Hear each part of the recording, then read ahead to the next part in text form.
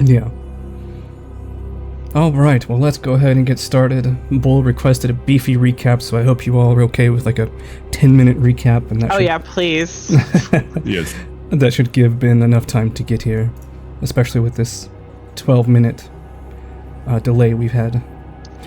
So, last time, which was probably about a month ago, in real time, of course, if you're watching this in the recordings, it was probably like 5 minutes ago for you, but for the rest of us, it's been about 4 weeks.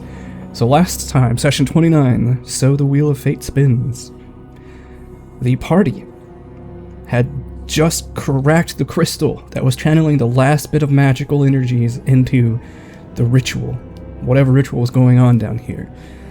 And with that, because they finally fractured the crystal, the massive amount of magical energy that was stored inside had nowhere else to go but out, and forcefully out it went, sending both Rio and Lysander flying off the edge of the platform they were on, and also sent that strange golden orb flying off the opposite side as well, and Digger went tumbling down the stairs, head over heels. But thanks to a impressive roll, I believe Rio rolled a 9, yet still totaled up over 30 on his athletics check, was able to effortlessly wrap his tail around Lysander and lift the two of them back up to safety, and avoided the worst fate of falling off and taking upwards of 15 to 30 falling damage. But while they were sorting that out, Nim, of course, heard all the commotion and decided to go try to help the group, and as Nia tried to follow, she was stopped in her tracks by a visitation, a divine visitation, in which her lady spoke to her and more or less said, "Hey, you borrowed a whole bunch of power in this fight, and don't think that you did anything above and beyond the call of duty. That was the bare minimum that your duty required of you." And she, that is Salsaha, also warned Nia that there is always a price, there's always a consequence for borrowed power. And so the relic, having been supercharged by that natural 20 roll in which Nia pleaded for Salsaha's help, finally could no longer contain that excessive divine power. And so that energy too burst out, the only place it could go, hitting Nia for about 40 points of damage. And also giving Nia a warning, which I will not repeat because I will leave that to Nia to bring up, if she brings up at all. So the party gathered at the base of the stairs, and as they did, a strange voice greeted them. A strange voice emanating from the device on the top, or at the top of the platform, in the center of the cathedral. Device that looked kind of like a vague engine of sorts, but of almost demonic origins. It was all horned and spiky and flamey, very kind of evil, sinister-y look. But a voice came from that device, and effectively congratulated the party on a job well done. The voice did not seem to think that they would be able to make it through that, and instead of being pissed off and ready to kill them, the voice essentially said, "Hey, thanks for letting me know that I need to increase my security in the future. And also thanks for letting me know that there's yet another devotee of Salsaha that I did not know about before." The voice said that it would not fail to account for that fact a second time in the future. So Lysander and Rio mostly interrogated the voice. The voice reiterated what the party had learned in this dungeon, namely that they are all quote-unquote baser beings, meaning that they are all created from the various experiments the ancient elves did in the ancient past. And so apparently whoever this voice belongs to thinks that they are not a baser being. So what does that mean? Well, it's unclear, but based on what the party has theorized so far, they think it means that this voice belongs to either an elf, a giant, or a dragon of some kind. But they're not sure. Since, remember, Coruscarion, the Phoenix, that they had found bound in Rio's lab had told them that in the world original there were 3 dragons, elves, and the dragons' only rivals, the giants. Everyone else seems to have come from experiments of the elves. And the voice also told Lysander to not forget that he had made a spirit pact, or sworn a spirit vow. A vow so potent that it would follow the soul of the one who swore it, even through death and even through reincarnation, should that happen to them. Essentially, it is a vow you cannot escape from. Lysander disagreed, claiming that he made this vow under duress, but the voice did not seem bemused by this defense, and eventually just kind of ignored Lysander. So the party then asked, what's the big idea, what's going on here? And the voice replied along the lines of, well, why would I tell you now? I've just told you 2 things that are true and you rejected both of those, so clearly you're in no position to accept any other greater truths that I might unveil to you. After some pleading and successful diplomacy checks, the party managed to buy themselves one last token of good faith from the voice. And he revealed one of his epithets, not his actual name, because the voice said that he was worried that if the party knew his actual name and eventually decided to turn against him, they could use that information against him and possibly find a way to stop him, which obviously he was trying to avoid. Because in his words, he is trying to save the world, and he challenged the party, asking them, can you say the same? What is he trying to save the world from? Well, he mentioned right now there is the most immediate threat, which is a king who cannot, or does not know how to curb his insatiable appetite for power, who is hellbent, well, we don't say hellbent in this world because such a place doesn't exist, but who is doggedly pursuing what could very well be world conquest. Who would do something so stupid? Well, none other than the king of the Iravashog Imperium, a nation who has, shall we say, a checkered history with Nim's people, that being the gnomes. Well, if we still believe Nim is a gnome, after she's been called false gnome about 3 different times from 3 very powerful and seemingly very intelligent beings in this dungeon.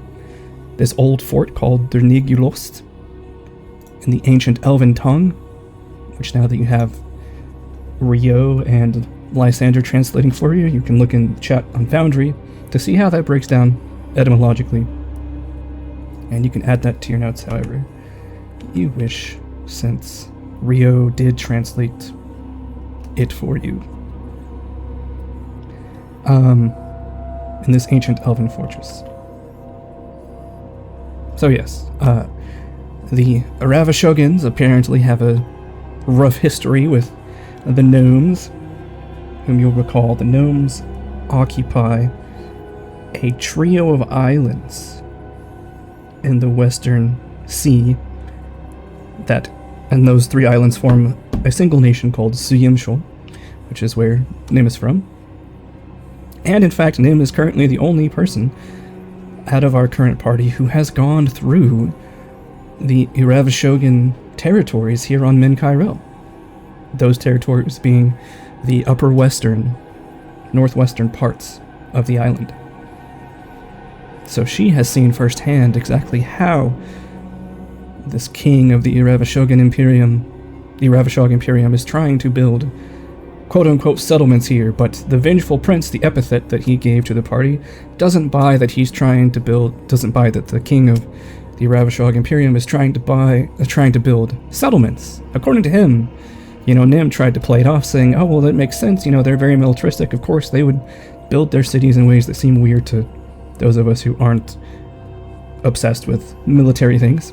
But the Vengeful Prince said, well, was more convinced that these quote-unquote settlements were a sham, and that what they really were is an attempt to establish forward operating bases in case a conquest were to break out here on Min-Kyrell as a sort of testing grounds for future endeavors by the king of the Ravishog Imperium. But is the vengeful prince full of shit? Is he overreacting? Who can say? But apparently, according to the vengeful prince's own words, he has been attempting to convince people of this threat for a good many years. In fact, according to his own words, at least a decade he has spent traveling around the world trying to convince people of this threat, and everyone pretty much, in his words, came up with lame excuses, convenient excuses. He also said that this world, the people of this world are holding steadfastly to their own delusions, and they refuse to accept anything that forces them to confront those delusions. And perhaps the vengeful prince was also somewhat accusatory towards the party, that their rejection of his earlier truths was proof of this claim. But he said that that vengeful prince said that he had gone around trying to convince people for a better part of a decade, if not longer, and they didn't want to send spies to the Ravishog Imperium because if found out, that would make them look bad. Other countries would become the laughingstock of the world, blah blah blah. They didn't want to do any other kinds of negotiations because that would make them seem distrustful towards the Ravishog Imperium, and that might complicate diplomatic relationships. None of these were convincing reasons to the vengeful prince, and he once again accused the various leaders of the various countries and nations of the world of being pretty much blinded by their delusions and unwilling to face anything that contradicted those delusions. And the party questioned the vengeful prince about why he was making undead. If he's trying to save the world, why is he doing something so sinister as making undead? And the vengeful prince claimed that he did not actually do that. In fact, he claimed that what he was doing was the most practical, the most beneficent choice he could make given the circumstances he has faced. A looming threat that he believes will cause disaster to the world, but no one believes him. So how do you fight against it? Well, you gotta fight an army with an army. And he found a veritable army of trained soldiers here in Durnygulost. Apparently the civil war between the ancient elves that broke out in this fortress. According to the vengeful prince, they were so bitter and hateful that even in death their souls remained bound to this place, ever fighting out their last battles. And in the vengeful prince's words, he simply pointed these spirits to a better cause for which to fight. And so once again, in his words, he asked, whenever Nim challenged him, he said, "What would you have me do instead? Should I have conquered some other country and forced their people to fight a battle they don't believe in?" Of course, Nim said no. And the vengeful prince retorted, "There was no bloodshed here. There was no life lost here." Like he said, he pointed these souls that were already bound here to a better purpose, that being preparing to fight against the incoming invasion of the Ravishog Imperium. Rio seemed to understand this mindset and was not really judgmental at all, but seemed more curious and wanted to hear more of the vengeful prince's thoughts. So the vengeful prince just said, "Look, I've told you what the problem is. There are obviously other problems, but this is the most imminent one. You do what you have to do." But he said that the vengeful prince said that he's the type to avoid bloodshed, unnecessary bloodshed if he can, which is why he did not want to, A, kill the party here, because they didn't know what they were doing, and he hoped that this conversation would clear things up, for the most part, and B, they are not in any way involved directly or indirectly with the Ravishog Imperium's quote-unquote sinister plots, so fighting them seems to be a waste of time and effort. And from all of this, Nim decided to analyze Mr. Vengeful Prince, calling him opportunistic. I forget what else she said, but she did like a whole profile analysis on him, and this just made the Vengeful Prince laugh as he was like, well, I don't know if I enjoy being reduced to a bunch of labels, but sure, whatever helps you sleep at night.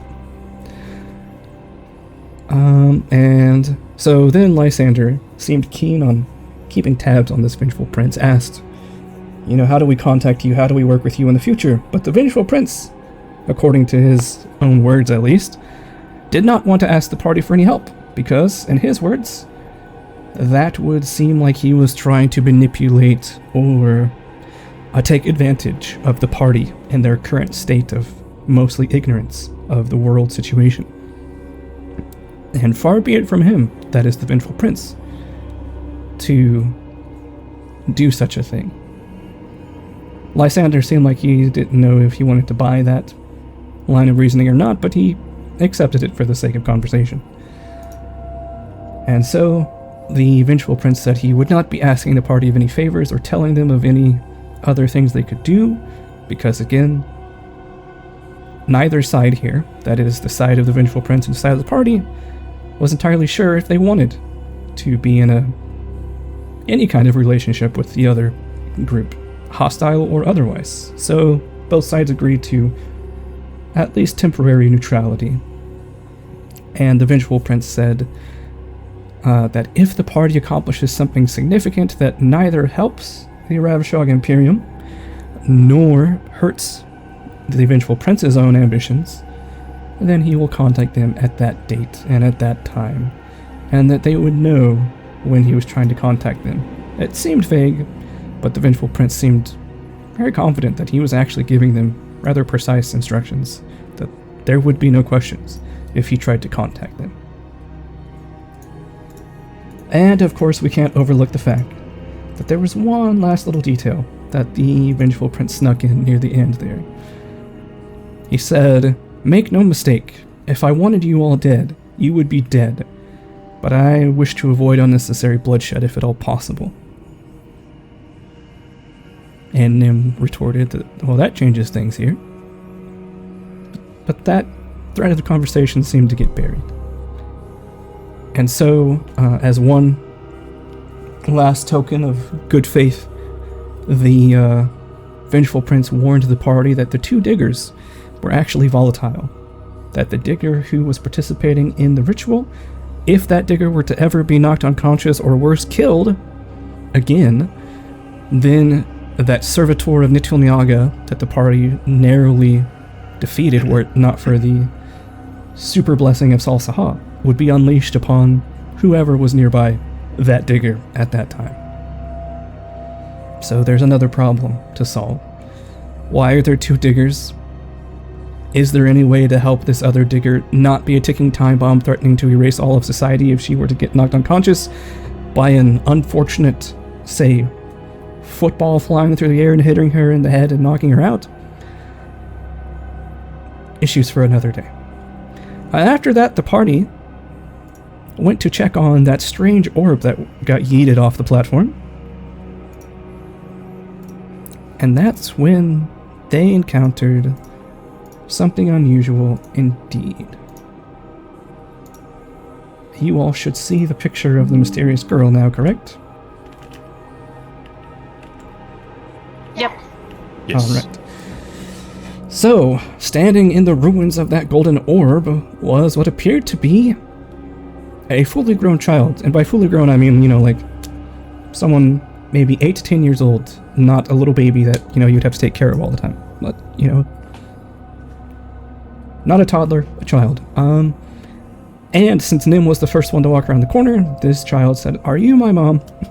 And then began an interesting series of conversations in which the little girl seemed to be looking for her mom and dad and asked everyone she saw or heard if that person was her mom or her dad.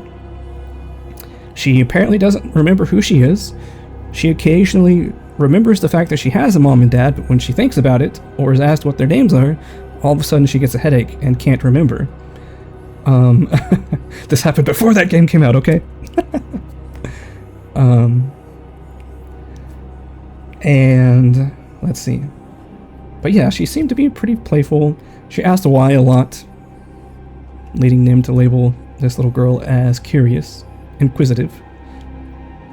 But the party also noted that the girl's gown seemed to be expensive. Digger, I don't remember if it was Digger or Rio, one of the two, tried to study the various icons on the girl's robe to see if they had any significance, but it wasn't clear if the symbols were simply just a night sky motif or if it was supposed to depict some relationship to either Skra, Hypernacy, or some other deity. So, inconclusive. Nim complimented the girl on her robe, saying it was very nice, and the girl said, "Oh, really? These are my pajamas." So, after some... The knowledge check said her robes indicates some sort of importance, but yeah, no other details. Exactly. Yes. The robes of someone...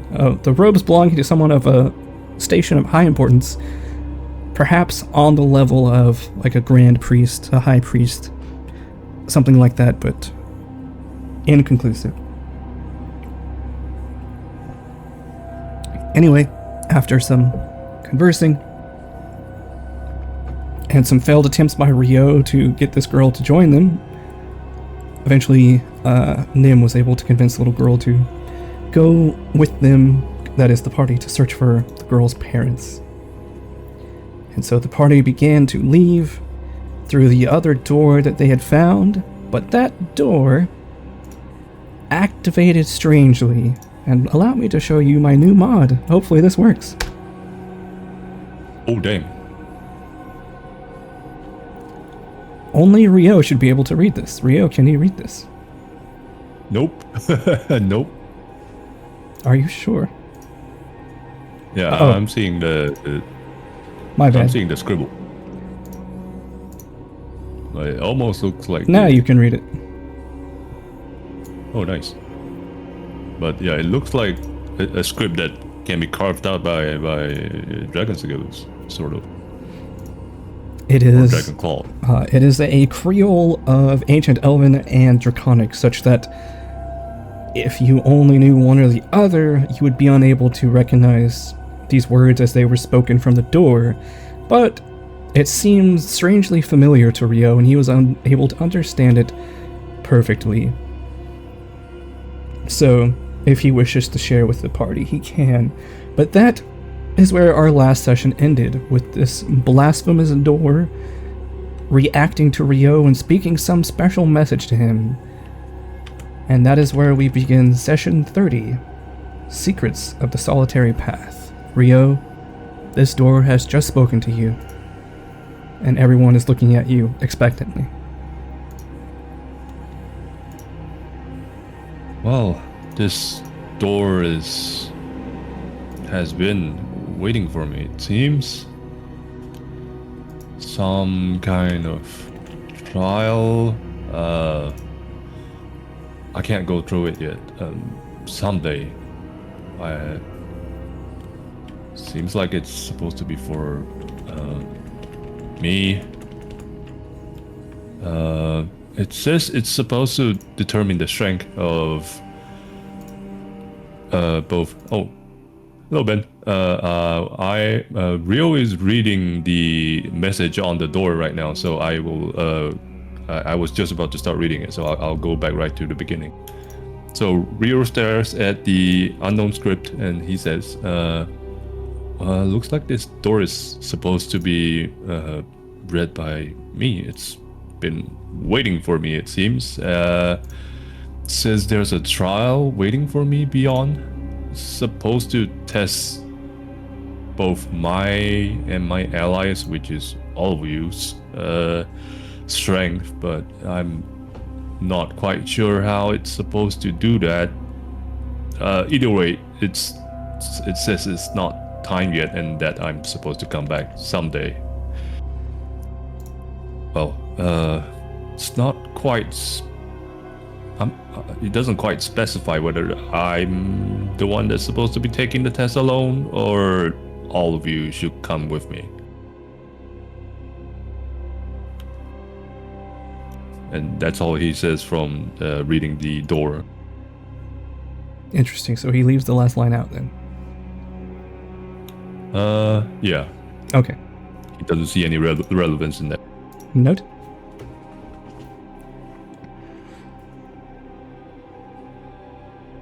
So it's a Well, come back to you door? Yeah, it basically says come back someday. Well, there's a part at the end that says if I can't overcome it, there's gonna be a coming judgment. That sounds ominous. Something about that takes me off a little bit. I don't like that. Man, you're past.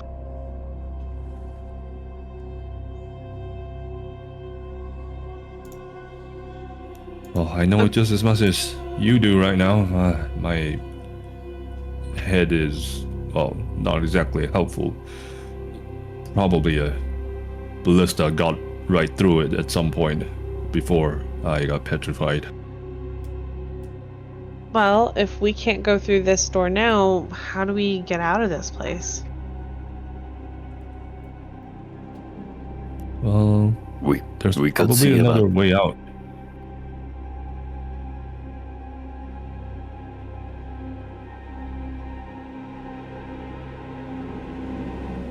One of the diggers pipes up and says, well, there's the door that my other half came through.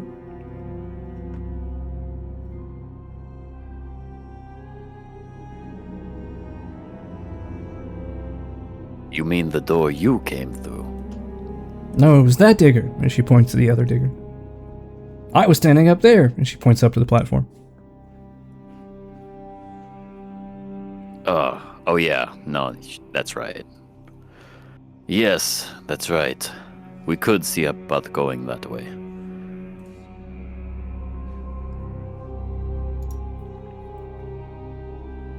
Also, Digger, the one with it, who was healing people,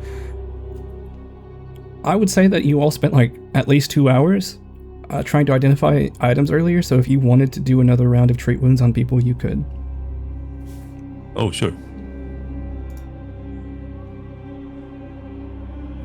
Whoever is still the most injured, she shall roll this first roll with, now that everyone has decent health, with, what's it called again? Risky medicine? Risky surgery, yeah. Lysander and Nia are the most hurt. Surgery. And I'm gonna call it the higher DC. DC 20, alright. So this is for Lysander. Okay. So roll the risky surgery damage first. Oh, damage. Well, that is a critical That's, success. 3 So, damage. so you take 3 damage, Lysander. Okay. And go ahead and roll your 48 plus 10.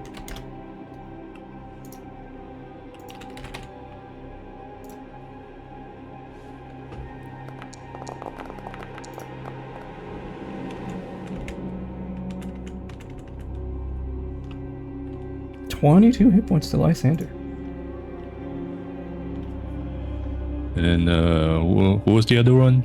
Nia's fairly hurt, and then Digger's a little hurt. Okay. Same conditions, risky surgery and then higher medicine.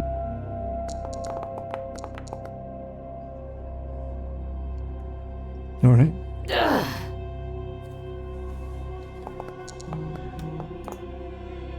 Oh, 23. That is still a regular success. So, which would bump that up 1 level. yep. So go ahead and roll 48 plus 10 again.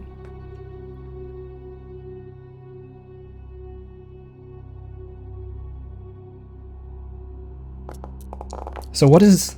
I think this is like the first time you've used this ability. So what does your risky surgery on these two look like when you go to treat them? 24 hit points to you. She basically just approaches you, stares at your biggest wound, and whips out a scalpel from her medicine kit, and then and just says, "Okay, this is gonna look scary, but just brace yourselves and don't try and stare at the treatment."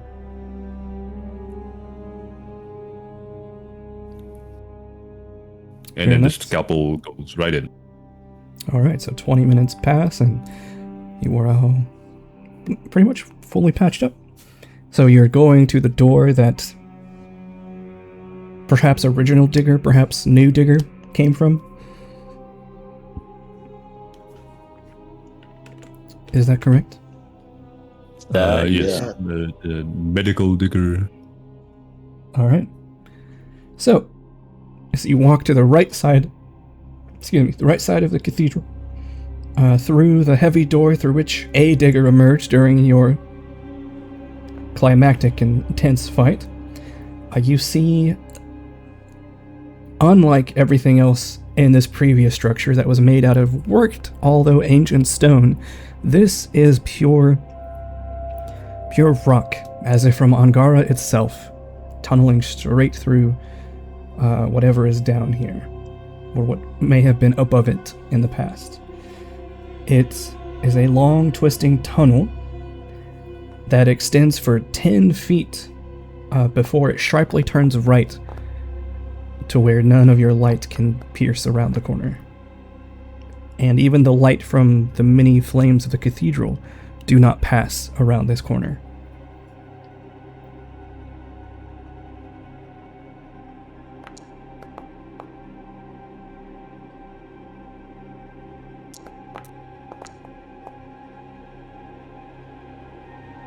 Ooh.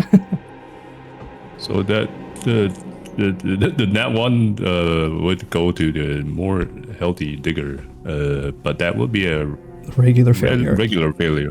Yep. So she just takes the 6 damage.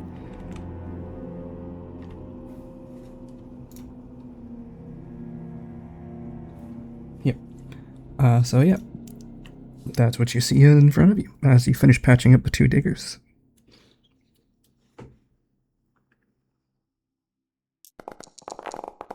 Then we shall carry on.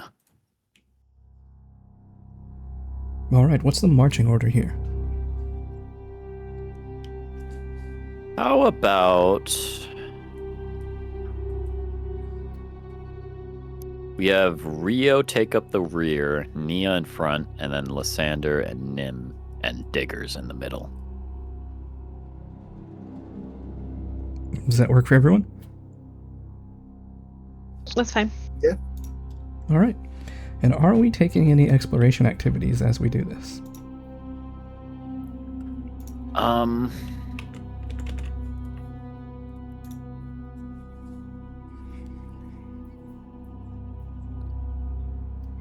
Certainly. Very well. I'm not sure. If you would wish to set your activity in the party tab, please do so. The digger that came through the door, healer digger, is gonna try and sense direction. So since she was the one that came through, she would most likely have the clearest bearings of where she came from. And then the ritual digger will try and keep the investigate action for points of interest.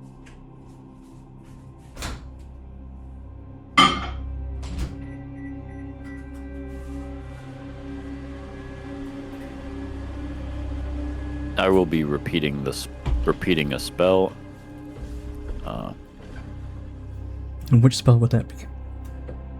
The spell will be Shield. All right. And Nia, is the party tab correct that you were searching? Yes. Okay.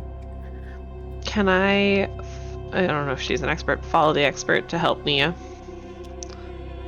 I am expert with perception. Alrighty. So there you go. So yes, you can.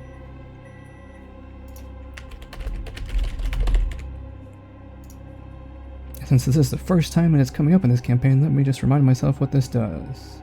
You add my level as a proficiency bonus to the associated skill check. All right, so that means you get a +5 to your perception rolls. Oh, except you don't roll perception for this. Very well. So from the back, Rio will be taking the exploration activity of repair, but he doesn't have a repair kit. He's just trying to piece his broken shield back together. Okay, but he doesn't have a repair kit, so he's basically doing. Yeah. So you'll see. It's one of his the shield abilities. Oh, that's right. The Aegis ability. I see. Yeah. All right. So he's putting it together, and Nim is helping Nia search. So does that mean that Nim, you are moving up to help with that, or are you looking at the? I'll be right behind Nia. Okay. All right, I'll be behind Nim then. Alrighty. Oops. Very well. All right. And how are we going about this? Traversing these dark corners. Are we going to be quick? Are we trying to be careful? I would say careful. We are taking exploration activities after all. Yeah, careful. I don't want to run into more like thrown weapons and traps and stuff as much as we can avoid it. Very well. All right. In that case, allow me to explain what happens as you carefully advance into the darkness of this tunnel that bores into the bowels of Ingara herself. You carefully walk for what you estimate to be about a few hundred feet, or about 100 meters for our friends who do real measurements. Through these twisting tunnels, in total darkness, before you spot a faint purple glow peeking out from what is likely yet another sharp turn in this tunnel, some distance ahead of you. If you would like to try to judge that distance, give me a survival check, or if there's something else you would like to do, let me know.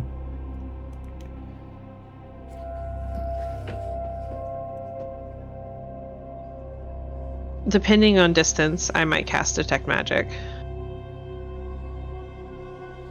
Alright. Or see if I can identify them, if it is magic.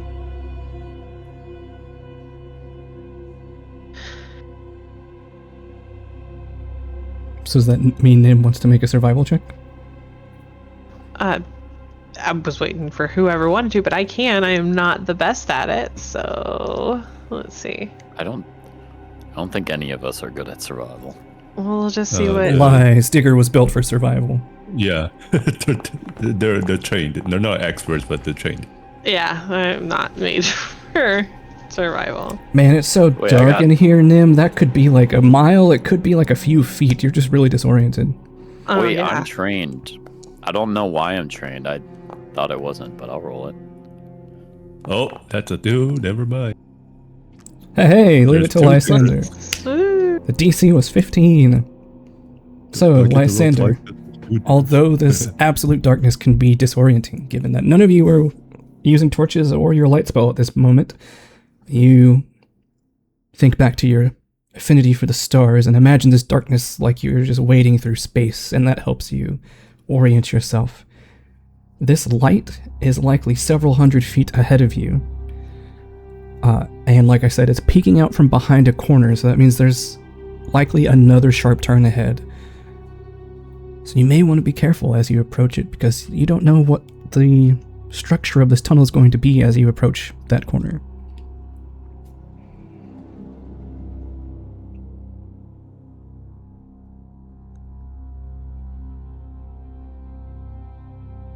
Does anybody in the party have dark vision? I do. Nim, is our path relatively clear? When I look ahead, do I see the same thing you just described as far as like a bend in the path apparent ahead of us? What is the range on your dark vision? 60 feet? I don't know.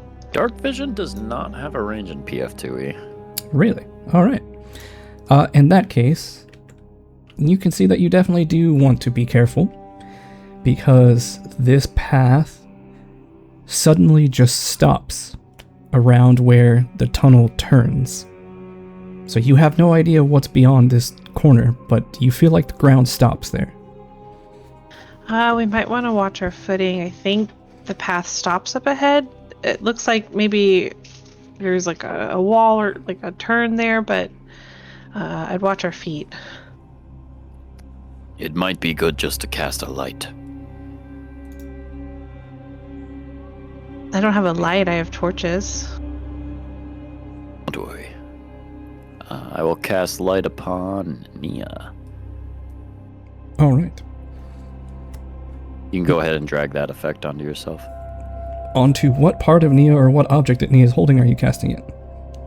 Nia's now target. Just putting it on the back of her head so she just glows. Does Nia have like Does Nia have like a bracelet?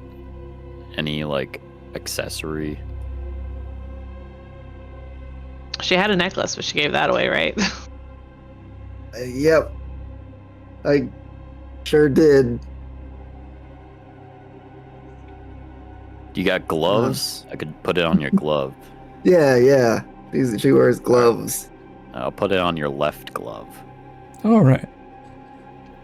So Nia's now walking like Iron Man with one hand out for a flashlight. And yeah, as you guys once again carefully walk forward, it's another several hundred feet, or it's another 100 feet or so. 30 meters for the rest of you. You see, much like Nim said, the floor here just suddenly vanishes underneath the light, and you look down and you see that there is a chasm between where you are now and where this path resumes. And there is no other connecting path to that other side. But this rock does illuminate this sort of corner, and it illuminates this little chasm. The little thing glowing in the wall. So there's a glow in the wall, but there's not like a tunnel on the other side of this. It's just like ahead of us, straight cliff face across however wide this chasm is. Yeah, so it drops, and then there's a chasm, and on the other side of the chasm, lower, the tunnel continues. Oh, okay. Does Healer Digger remember passing through here? Did Digger come through here? Question mark? Has a singular path, or has it been a branching path? Remember that Digger's memory ends after her last trial. She blacked out and then woke up in the cathedral. So the next thing she remembers is pushing the giant doors open. Exactly. Okay. She just speaks up and says, "Fortunately, I don't recall how I got there, so I'm just as blind as all of you."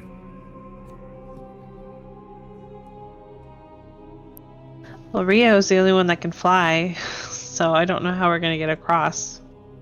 If anyone would like to make a survival check to estimate these distances, you may, since that is important to trying to not die. Don't have me do it. All right, so Digger, you imagine that, well, first of all, that glowing rock that you see jutting out of the wall, it's about 2 meters past the edge of this ground where the drop-off is, or 7 feet for us unfortunate Americans. So if you were interested in it for some reason, it would not necessarily be easy to get. However, the chasm itself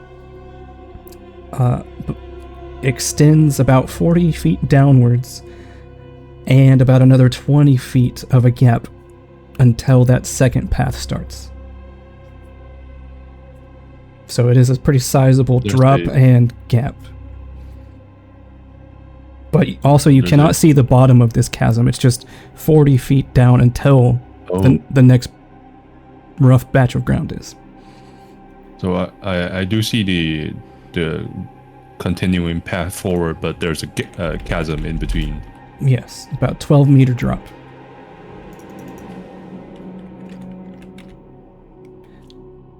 12-meter drop and then another 6 meters of distance to get from your point here to a safe point on the next path. One of the diggers will whip out their climbing kit with rope and pittons and hand it to Rio and say, "Could you just nail these as you float down there and I don't know, see if you can pull across, give us some foothold." So, And oh, go ahead. so it's a 40-foot gap, but it's also diagonally down around 20 feet. Correct.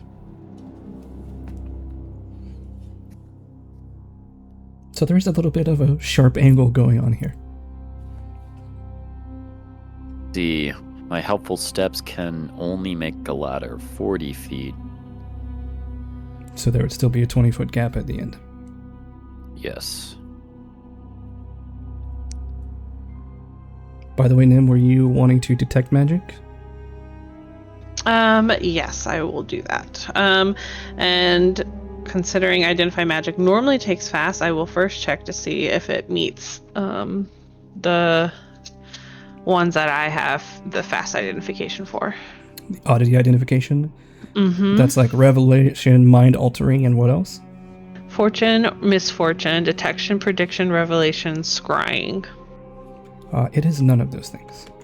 Sadness. So I'd have to sit and I'd have to study.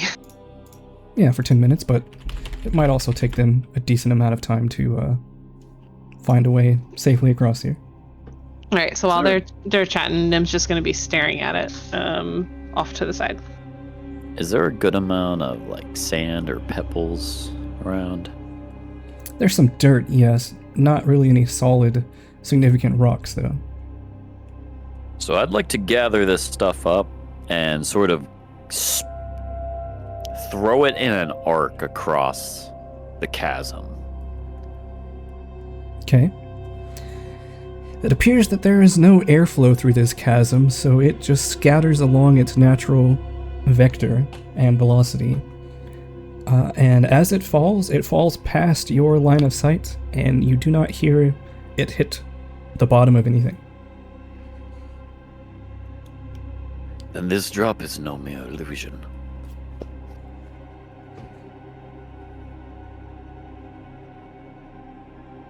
Sorry, didn't mean to hit that.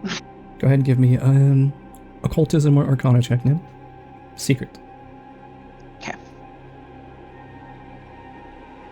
Sorry, continue. Does Lysander. the ceiling, does the ceiling from where we are reach the other side of the chasm? Ceiling is about, translate this from non-freedom units. The ceiling Oh, it's is fine. You can just say freedom units. 32 feet or about 10 meters above you.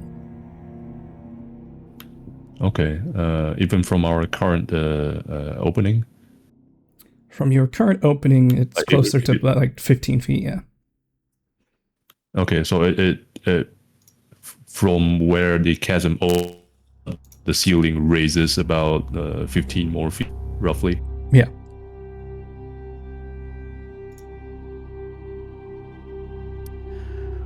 Well, what we could do is I could do a helpful steps, which would get us most of the way there.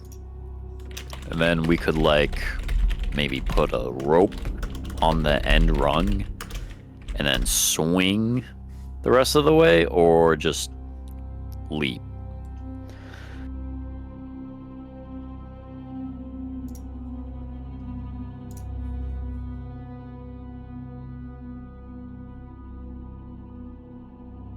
Seeing the if the ceiling goes up and across the chasm, Rio is gonna take the climbing kit and try and climb up from where he is and start nailing down pittons. Sure. How high above me is this glowing rock? The glowing rock is it's about 7 feet past where this current ledge ends. And it's at about an average person's height, so around 5.5 feet up the wall. Okay, so 5.5 feet up the wall and then 7 feet into the drop. Correct. Okay. I turn to the rest and I'm like, I think this has permanent magic. I mean, all it does is shed light, but might be useful. I don't know if we could pry it out of the wall. It may just be an Everlight crystal. I'm not sure what that is, but if that's what that does, sure.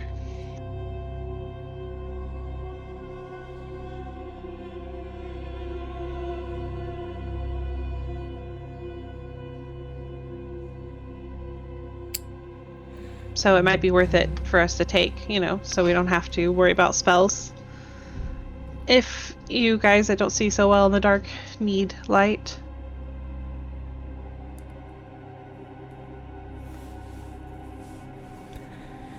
Rio, sure, you have to I'll, make a couple of flying trips, because remember, you only have 20 feet of flight before you start falling, and you don't want to fall in this Yes. chasm, so you kind of stutter your flight over several minutes trying to avoid this. You get about... Yeah, I basically. Oh, what'd you say? You cut out. Hello? Oh, I almost disconnected there. I basically just like float as high as I can, nail the pitten, and then rinse and repeat. Almost like I'm making a like you know how like mountaineers, there's always the first person that climbs up and then sets the path, something like that. Yeah. So I'd say you managed to get about 15 feet worth of this little climbing kit rung developed. And that's about as far as you can get without risking plummeting to your death. Yep.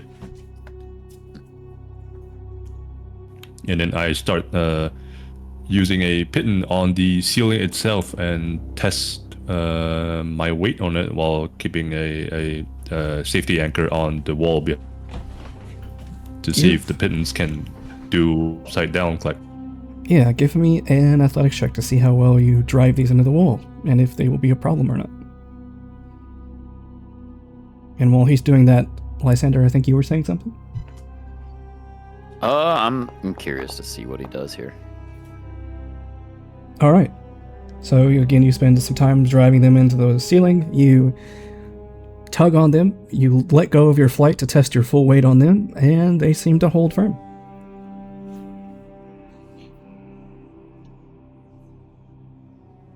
Then I continue to loop the rope through them and try and basically upside down climb my way forward. Yeah, why don't you give me an acrobatics check for this? Ooh, acrobatics, okay. Because you're now at the point where you're reaching the edge of your reach limit and also trying to drive stuff into a hard surface. But you're able to succeed. Takes you about another 10 minutes or so, but you have built a 40-foot little jungle gym out of the ceiling. But there's still the problem that it's about a 60-foot drop to the path on the opposite side. Yeah, and then I'm gonna start nailing down a downward climbing path towards the other side's opening. Sure. Give me an athletics check to see how well you do this. Because it is important that this is done well for everyone's safety. I'd imagine so. All right. You feel very confident about how you've driven these these pythons into the wall here, pittons into the wall, and you've made a little, like I said, makeshift monkey bars into a little stepladder almost of rope and pittons. But no, of course, that just means Excellent that... work. Go ahead. Excellent work, Rio. Now, perhaps we set up a safety harness line that we can, in the center, where we can attach someone in case they fall.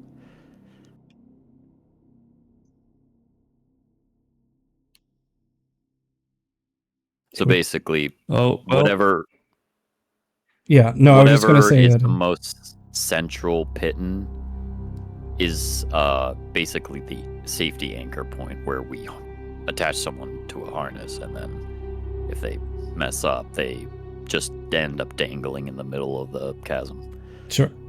So it would take about like 1/110 of a rope to make this first bridge.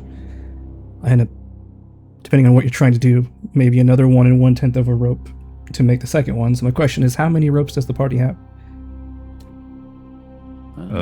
both diggers should have their climbing kits if they're both duplicated. Right. So you're saying you have 2 coils of 50-foot rope? I also have rope. Came with my starting kit. Yep, I got one more. All right. Well, 4 ropes should be enough to construct this bridge and safety net that you are trying to make. So would someone please give me a survival check to make the safety harness mechanism / interface?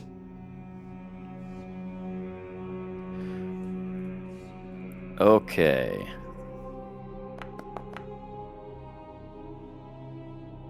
16. Dang it. All right. So you devise this little harness and safety feature according to Lysander's instructions.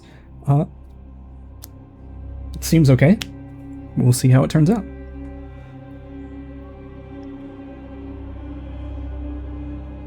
All right. Is anyone expert in athletics? Rio. Nah, me. Okay, so what we're gonna do is instead of Rio roll, Actually, he's gonna slither back along the rope from the other side, and basically act as the cable car service to ferry so- you guys across. so what we're gonna do is we're gonna follow the expert for his athletics. Which, if you're untrained in athletics, it will highly boost it. Yeah, you get his level as a circumstance bonus, or as a proficiency bonus, and you get his proficiency bonus as a circumstance bonus. Yeah. I mean, it's basically like being trained in it. Yep. All right, so who's going first? And also, did anyone decide if they want to try to mine that rock out of the wall or not? Well, Nim can't do it, so it'd have to be someone willing to do it. How high is it? Rio could probably do it because he can fly. Yeah. Rio can. Rio No, can do and that if he I'm wants. harnessed along the rope already. All right, I I'll will go attempt first. to get it out of the wall. All right, So- give me... You Or are have we going- 3 choices here, Rio. Either nature, arcana, or occult. Roll me one of those. For the rock. Yes. Oh boy. Nature. Where is nature? That is a +1. Nope. Occult. Nope. Arcana. Nope. Nature it is. And this can be public, because it's not a knowledge check. You're just trying to get it out of the wall. Well, it's not terrible, considering a +1. It's not terrible. You managed to chisel about halfway through the rock. It's not quite prying free, though. If you'd like to spend more time, I will give you a +2 bonus to your roll, but it will cost you time. Yeah, I will spend a bit more time on this if the party is okay with it. Yep. Name's like, I have spoken. Alright, give me a nature check with +2 bonus. Circumstance bonus.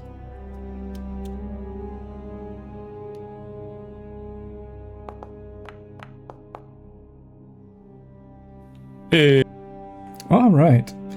This time it goes much more smoothly as you are able to dangle from the rope and successfully mine out this chunk of rock. It is a small, almost quartz-like crystalline structure that glows purple. Very faint purple glow. I climb back and pass it to Nim. Oh, thanks. I probably don't need it, but which one of you is the most blind when it's dark out?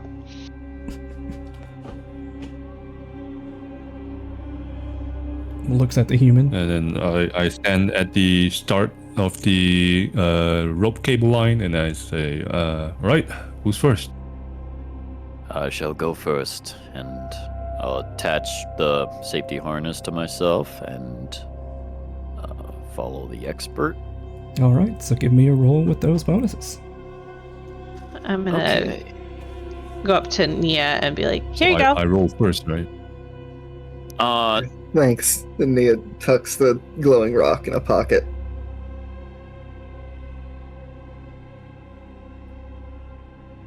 I'm not sure, but I will roll here. Do I roll first or?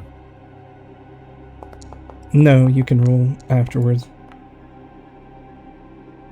All right. So, Rio, you're going to have to make this climb several times, so let's hope out of your several climbs you don't roll badly. Yep.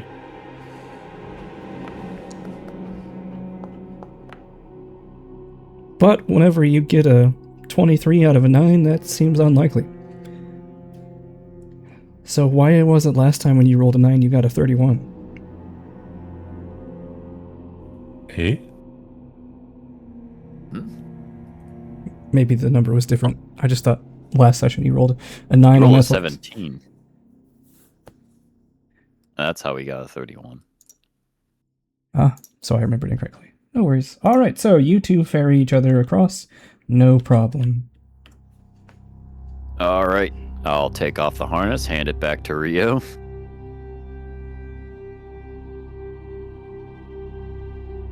Rio, go ahead and roll me 2 athletics checks. Okay. And I got a who's... bad feeling. This going is too next? many checks. Alright, you make it back across with no problem at all. Who's the next victim? I mean, participant. But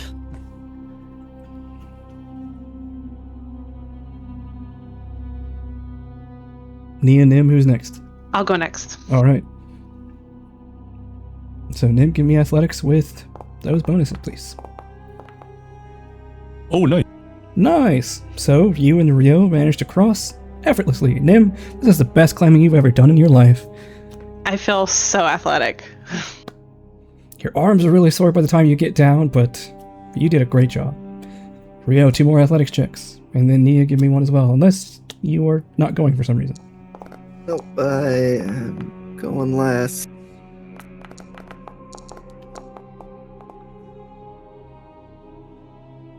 Alright. So, you manage to ferry Nia across. As you start to climb down, Rio, to join the others, as you watch to make sure that your friend gets down safely, you miss one of the pittons and start to fall slightly, but you catch yourself after falling about 10 feet. And then, I whoosh my tail across the air and boost myself back into the wall. and then you successfully climb your way down.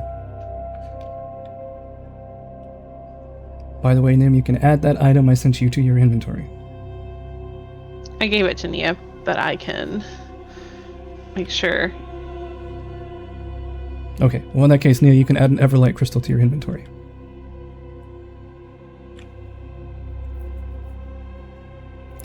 Alright, so now that you are on the other side of this path, you see once again a long stretch into yawning darkness.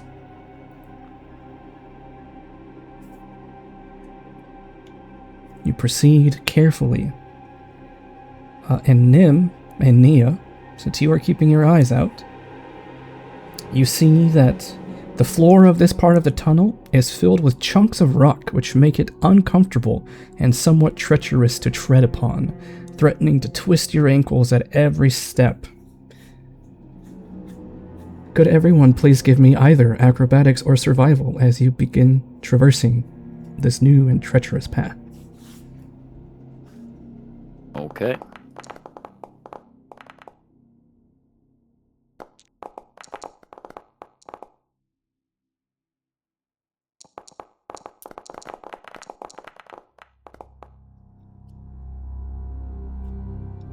Lysander and Rio, I will give you a hero point for your good problem solving with that previous obstacle. Yay. Alright, so everyone except for Digger and Nia and Rio. Wait, so does that just leave Nim then? No, Nim and Lysander. You all, as you're trying to be careful, you are not careful enough as you twist your ankle several times walking down this long stretch of darkened path. Oof. And it hurts, so much so that you become clumsy one. She's saying cuss words, but not really saying cuss words. So she's like, dang it, and son of a biscuit, and every time she hurts herself. The day has been long. What time is it even? That is a good question, with no light or sky to speak of. What time is it indeed? Did Rio fail? Oh, you haven't rolled for Rio yet? So yes, Rio failed. He's also clumsy one. Okay. He trips. His shield falls apart again. No. After all that heavy, hard climbing, your cardio worked out, and your upper body absolutely shredded, and just weren't able to keep up with the uneven path. Oh, by the way, does the curse return? I was just about to say that. At about this time, Nia and Nim, that overwhelming anxiety and dread and fear that you had just successfully started forgetting about comes roaring back. As Nia, you are now frightened 3 and doomed 2, and Nim, you are frightened 2 and doomed 1. Which one of you was the one I used Cleanse Affliction on? I think It was Nia. It wasn't me. Yeah. Okay. So I can't do it again on Nia. But not that I had the spells.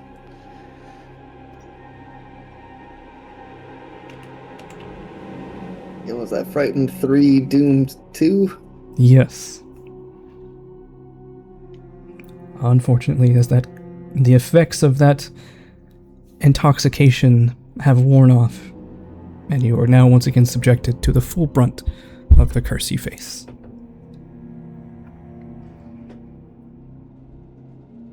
So, as you twist your ankle several times to the point of literally injuring yourself, and now this fear and feeling of doom come back, please, Nia and Nim, describe how that changes, or does it, the way that you're walking into this darkness. Nim starts whimpering and sniffling, like, this place sucks. It does. No one will disagree with you there, Nim.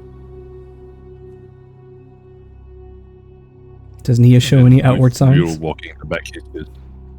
Yeah, Nia visibly slows, taking each step more carefully and flinching at imagined sounds.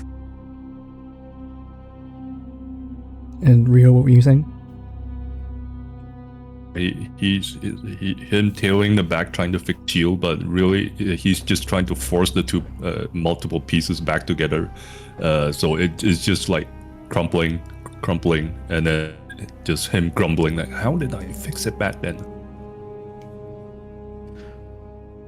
Well, good news, Rio, as you have more than 10 minutes worth of walking ahead of you, so describe what happens to your shield. So it initially like a crumpled. Well, in modern terms, it would be like, a can on the edges, and then as the time reaches a certain point, the cracked edges glow golden, and they mend itself, warp back into shape. And then there's a metallic clink inside, and the whole thing somehow similar to the mechanical elegance of the contraption of Evil Lysander used before. The shield extends and narrows and bangs him in the face as he's holding it. And now instead of the shape of a arrowhead, it now looks like the shape of a double-edged dagger, at least the blade part of it. So before your very eyes, Ryo's shield seems to have magically reformed itself.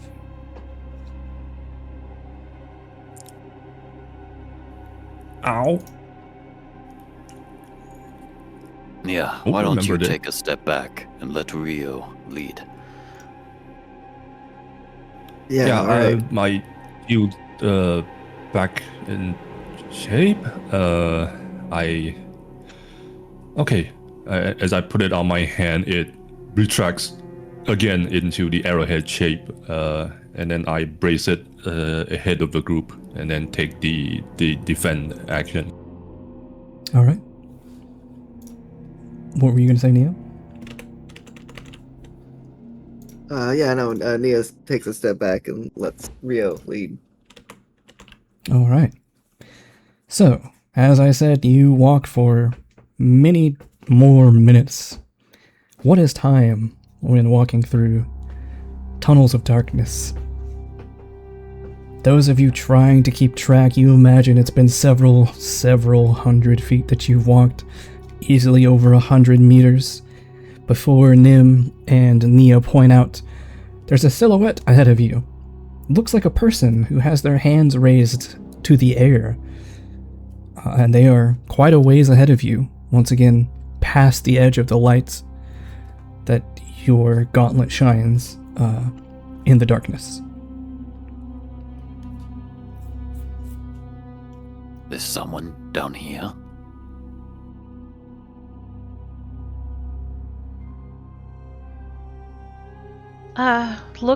Looks like maybe, but I don't know. We've run into weird things this whole place, so maybe a person, maybe a statue, maybe a shadow person, maybe a ghost.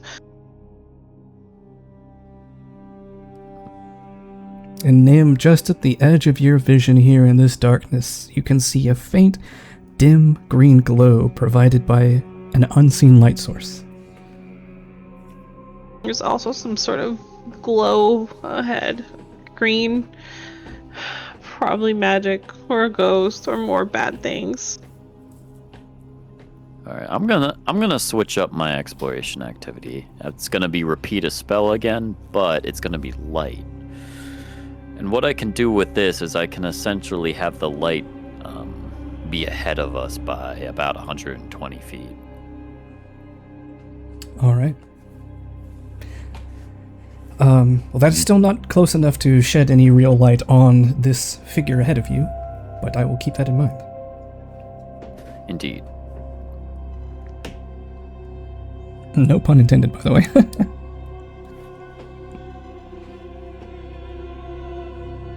All right. Let's just Then move I forward. suppose Yes. Then I suppose we approach him. All right, so you're just going to keep walking until you get up next to the figure? Get up close enough to kind of tell what the figure is, if it's moving, not moving. Because it was a statue, and we're just being scaredy cats. That's one thing. All right, well, in that case, I would say with Nim on the lookout and Lysander's new activity of spamming lights, you approach until you're within about 60 feet of it, until you can get a good view of this figure. And you realize you're not seeing a person down here, you are seeing a statue indeed. It is a robed figure whose head is raised and their hands are clasped above their head as they clutch a medallion of some sort. And that glow that you previously saw is closer now. It is, like I said, close to this statue that you can see now. It is a crystalline rock of some kind that's emitting a faint green glow. And from that light you can see that there is an archway about 40 feet beyond the statue, but it's an archway carved out of the rock itself. It looks like it's probably a statue with something it's holding that's causing the glow. Is the glow emanating from the amulet? No, the glow is emanating from beside the statue. Beside the statue. Are we close enough to examine the statue? Like I said, you're within 60 feet, so not really that close to it. Just enough to make out like the basic details of it. You definitely couldn't read anything from this distance if there's anything to read. Since it's just a statue, we probably can get closer. Yes, let's do so. Alright, so you all are walking so you can look at the statue from the front, I'm assuming? Or however we approach it. Is it facing the tunnel from, like, if we approach from the tunnel, it's facing No, it's it?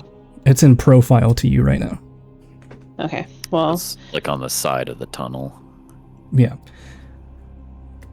Alright, so as you get up next to the statue, you now notice a few extra details. For one, there's a dark stone bowl on the opposite side of the statue, on top of a short stylized column made in Rio or Digger. Please give me a society check. Or, Lysander, you could too, since you have that brooch that lets you know about ancient elven stuff.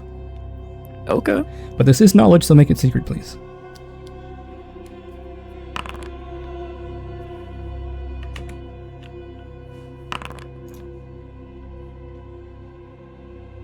All right. So, ironically, Digger, as you're trying to look at the architecture of this column here, you don't quite remember where you've seen it before. But Lysander, you recognize that this is a particular architectural style as your brooch kind of pours this information into your mind that was common of the ancient elves in the distant past. For player reference, it's a Doric column, but for in-world reference, it is ancient elven architectural style.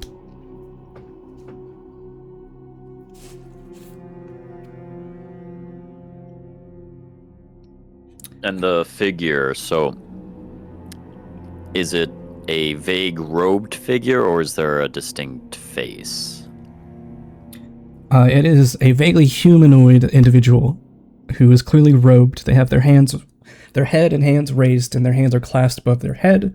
They have a medallion of some kind, but as you look at it, you can't make out any significant details about the medallion because it's clutched in between their two palms. Did we leave the little girl behind, or is she still with us? I just recognized it. She was supposed to come with us, and this whole time we've been just walking along. Oh my god. We would have brought her. Yeah, so here's the question. Would you have taken the time to ferry her across all of those? Yes, we're not gonna leave Well, a I mean, kid. it would have Yes, been really yes, easy to strap her to, like, Rio's back. That's true. All right, just wanted to see what you were wanting. I mean, if you wanted to leave the kid behind, that's fine. That's on you. No. All right, so in that I case... lost her I can't kid of mine. Bro, we're terrible parents. I know. We're just terrible at keeping You those do not things in pass the mind. pragmata vibe check. Okay, so in that case, yeah, she was just following along. Surprisingly, doesn't seem to be too scared of the dark. But as you approach the statue, she says, "Oh, he looks funny. What's he doing? Why is he standing like that? Does his head hurt?" And so the statue is facing away from the bowl on the other side of it. Yeah, so like if you imagine a hallway, on the right side of the hallway is the statue's facing the left side of the hallway, and if you walk past the statue, that's where you see this pillar, this column with the bowl on it. So it would be like you would have to walk past the statue to see the bowl, which is why you didn't see it earlier. Oh, I see. So they're sort of unrelated objects then? Hard to say. Would you like to examine the bowl more? I would. All right. As you look at this bowl, you see that there appears to be rust along the lower portions of it, on the inside for some reason. And you spot a plaque at the base of this statue of the robed figure.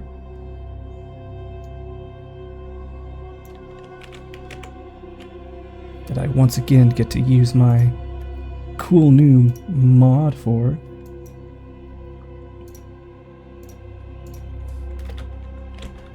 It says this.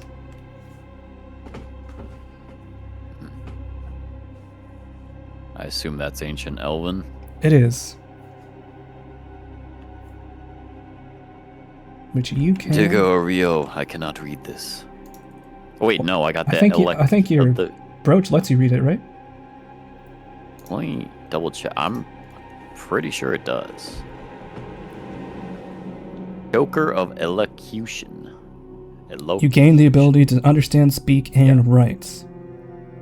Doesn't say you gain the ability to read, though. Come on, bro.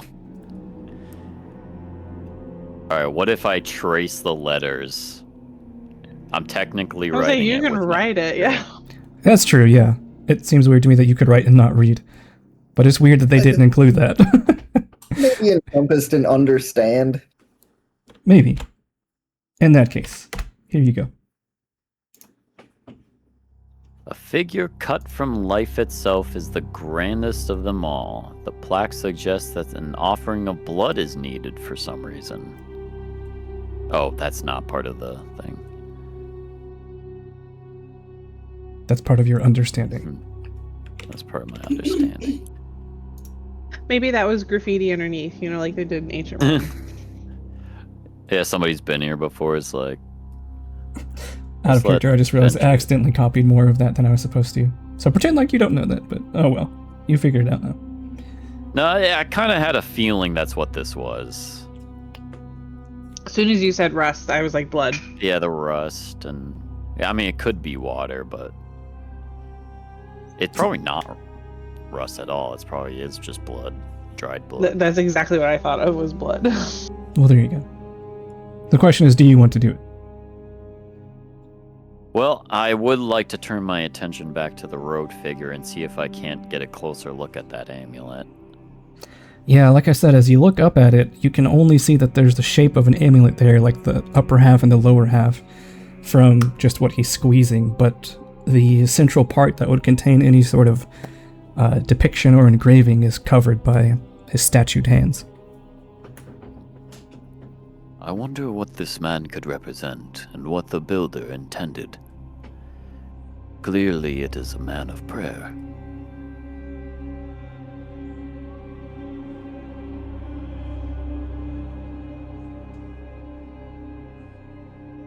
And Nim, being this close to the statue, you can see that the source of the green light is yet again another one of those crystals that you pried out from the chasm earlier. Interesting. So this one's green versus purple, huh? Correct. Lysander, is it normal? You mentioned that other thing being called an Everlight crystal. Is it normal that they're different colors? I suppose it would depend on the crafter, whoever made it. As, it's similar to my light spell. I can change the color of my light spell at will. So it's not a natural phenomenon, it's something that somebody made and then stuck into the wall? I do not know if it is natural or not. I know they can be crafted, but I do not know if they occur naturally either. However, I will read aura on the statue. Very well. Just pepper it with read auras, see if anything about it's magical. So, how do I phrase this? The statue itself is not magical, but there is magic to the statue. Is there like a... The statue itself is not magic, but this... Is there like a redstone line going from it? You don't see anything that obviously looks like that, but like I said, you can just tell that it's not like a magical figure, but there is something magical to or in the statue. Well, I will advise anybody who wants to identify magic. I can spend 10 minutes doing that. Alright. While you do that with your skill, I'll do mine with religion. You're doing what with religion? So I'm identifying magic religion while Nim does Gotcha. identify magic arcana or occult, basically. Very well. Secret knowledge rules then, please.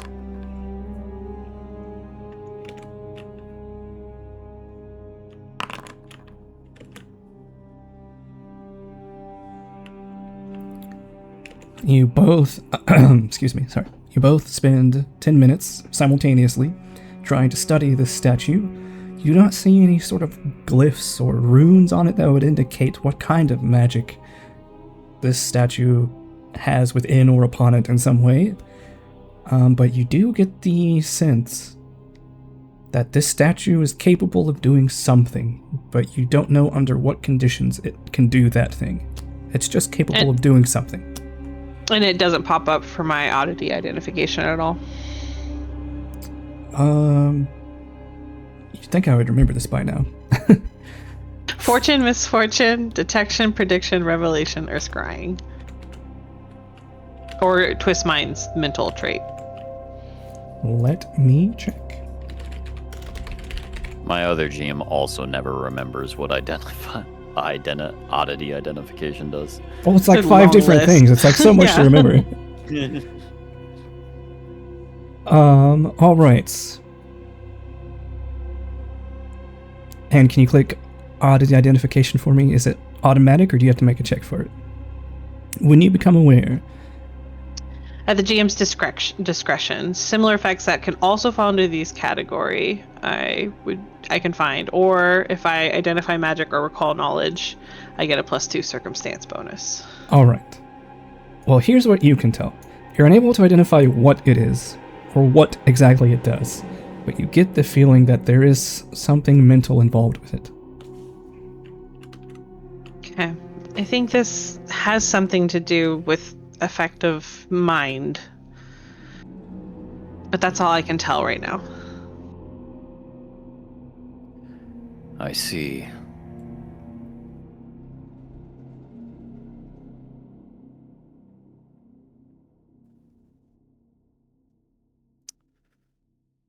And,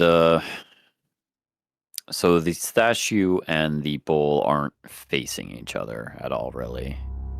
Correct. The bowl is just next to the statue. Is the How statue... close? Is the statue what?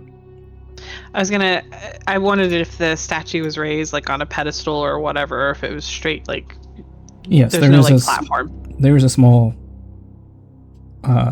stone platform that it's on. That's where the plaque was. Okay, and so the bowl resting on the ground or resting on the platform next to it?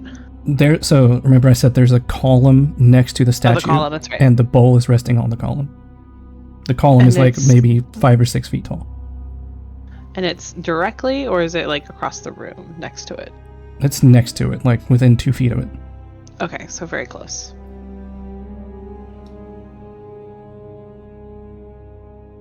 Does the column have, or the bowl? Have we done any identify or try to detect magic there? You have not. I can read aura on it. Very well.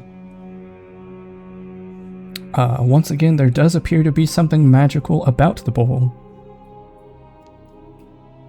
But it's not magical itself. Correct. Probably something to do with the statue. And let me remind you, there is also an archway about 40 feet past this that is not barred. Nim, in your occult and arcane knowledge, what are things that typically have magical things about them, but are not magical in themselves? I'm not sure. Can I recall knowledge? Sure, if you want to give me an occultism check, private roll. Like an example, basically.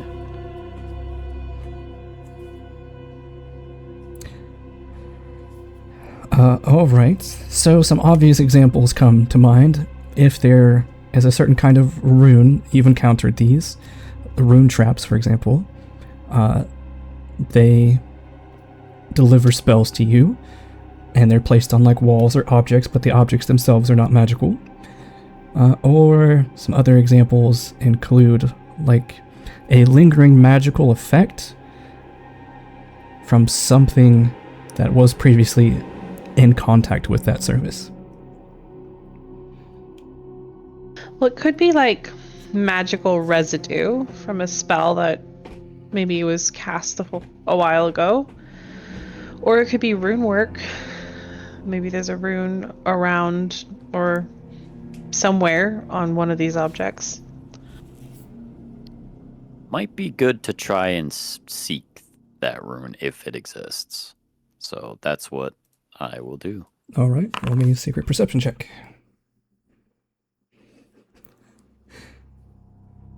You look around and, man, that glowing green light is really annoying because if there are runes, it would make it really hard to see them. Maybe we could grab that crystal too. If we don't use it, we could maybe sell it.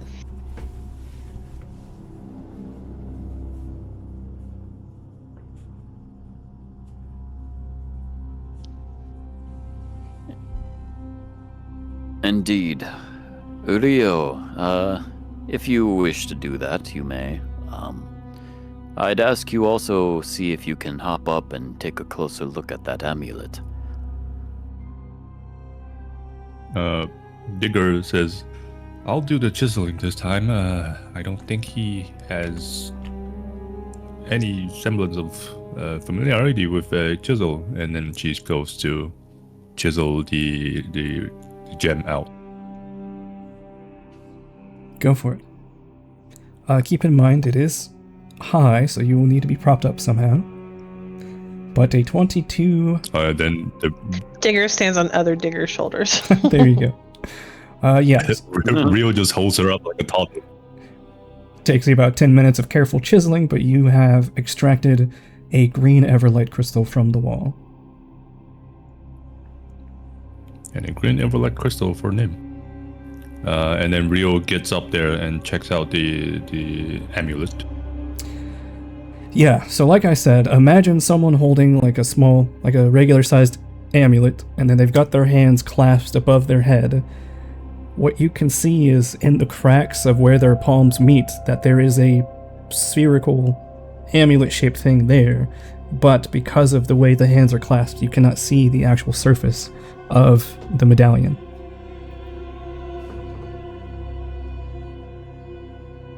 Unless you wanted to try to break the hands apart and chisel out the amulet. Sorry, what'd you say? The hands are clasped together, right? Yes. How do we know it's a amulet? Because you can see the round shape that it's holding up. It's like a round shape common for amulets. Okay. So the edges are visible outside the palm. Yes. Is it the same material as the statue? It is. And it very much looks like they are yanking it out. Yeah, very much looks like they're praying. So you would imagine whatever it is, it's probably a holy symbol that they're holding. If the artist is trying to be accurate, of course. Well, I might as well give it a shot and offer up some of my blood to the bowl.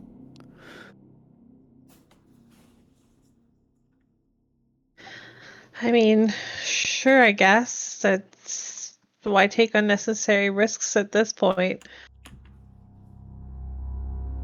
We haven't even explored down that tunnel. Well, it's just a singular tunnel. It's just continuing, right? I mean, we don't know. We've not gone to the archway to see.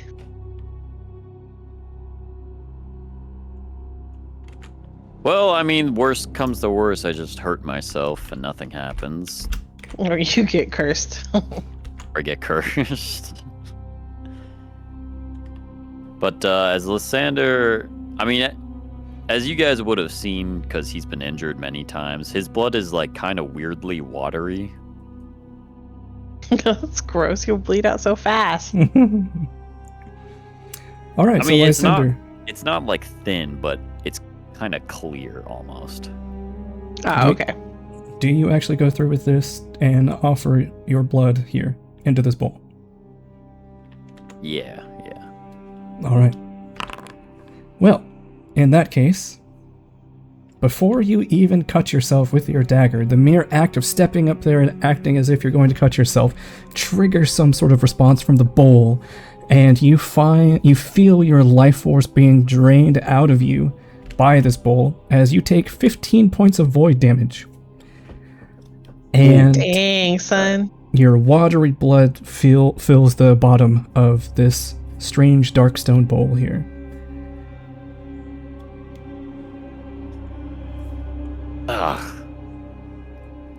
Alright, that's one way to do it. Are you okay?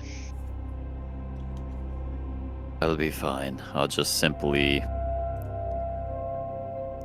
rub my shoulder and heal myself. How much is that now? 12 hit points? 18 hit points, nice. Scales.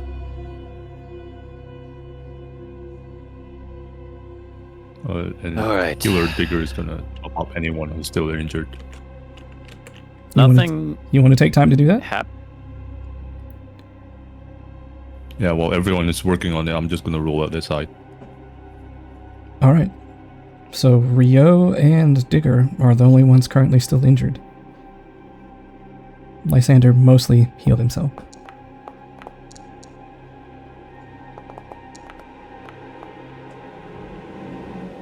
So as Digger goes around to patch up some of the people, what is your all's reaction to seeing this? It was clearly some sort of magical force that drew the blood out of Lysander forcibly.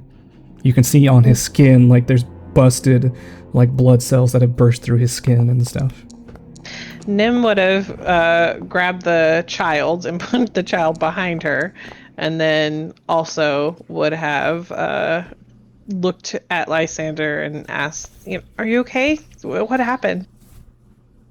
I'll be fine. I suppose it's a quicker way to do it than using the dagger. But, I'll examine what happened. Like, no effects happened after that? Just took my blood? Correct. There was well, give me a perception check to see if you spotted that.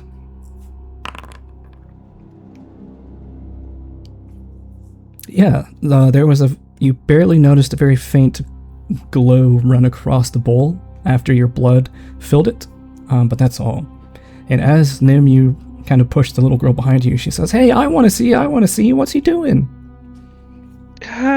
Maybe making a mistake. Just, maybe stand back.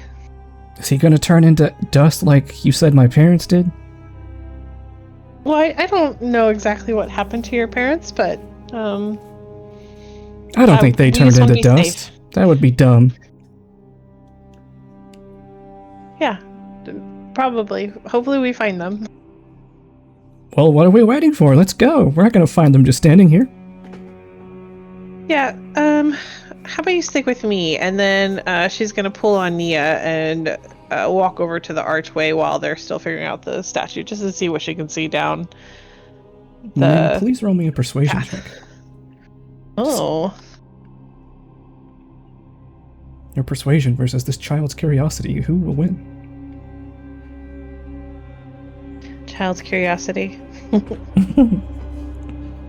Always does. I keep looking for persuasion, but you mean diplomacy, I right? mean diplomacy, yes, I'm sorry. And does it need to be private? No.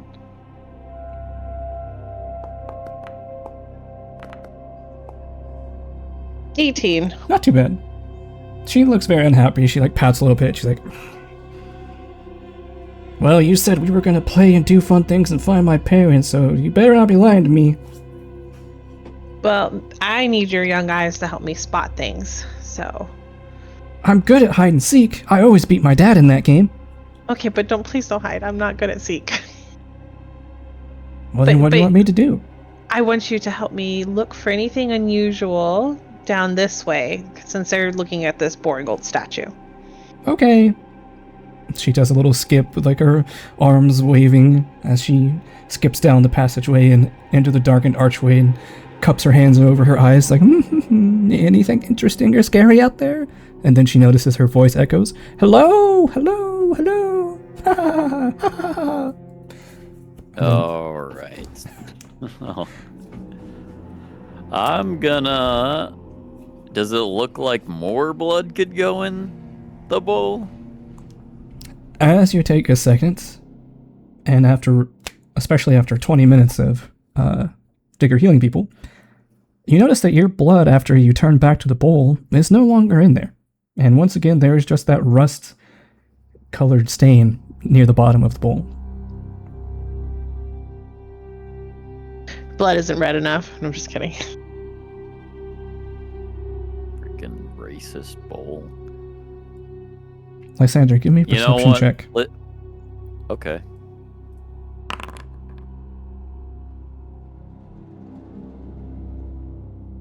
Yeah, weirdly, you feel kind of liberated. Something inside tells you that you're ready to move on, but you don't know why.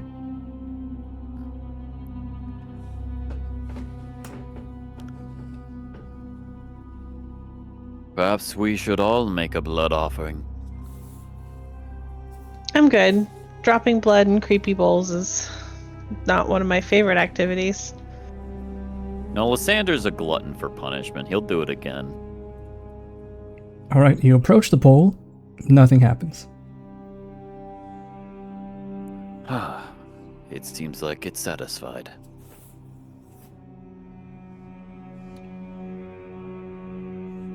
Nim, as you are looking down into the archway, please give me a perception check. And what exactly are you looking for? Just anything or something specific?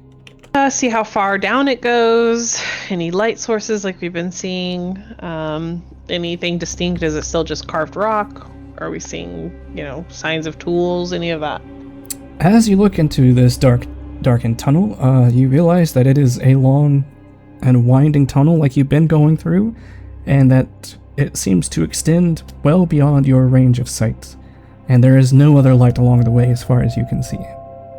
You do not see any tools, you do not see any sort of other structures like an archway that was carved out. It looks just like natural rock that somehow there's a tunnel in. Yep. Guess we just keep going down the dark tunnels. Wait, I just had a thought. When I did that exsanguination, I felt a keen sense of liberation. Perhaps it might alleviate your curses.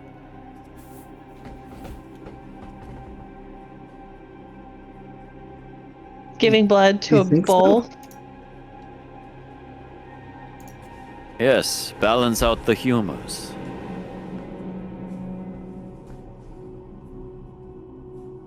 Usually when I lose blood, I feel worse.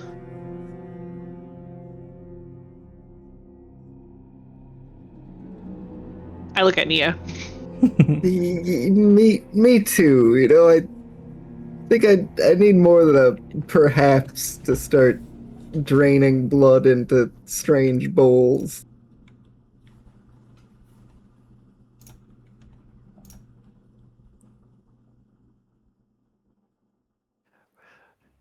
Would you allow me to diplomacy you? Yeah, go for it. We'll let the dice decide. Yeah, well, Healer Digger whips out her scalpel and it says, well, if it helps, I can try and make the cut as clean as and painless as possible. well, it's up to you if you think that's good enough. Nim looks at Digger with a skeptical eye, and she's like, that honestly doesn't make me feel too better. You don't even need a knife, you just put your hand forward.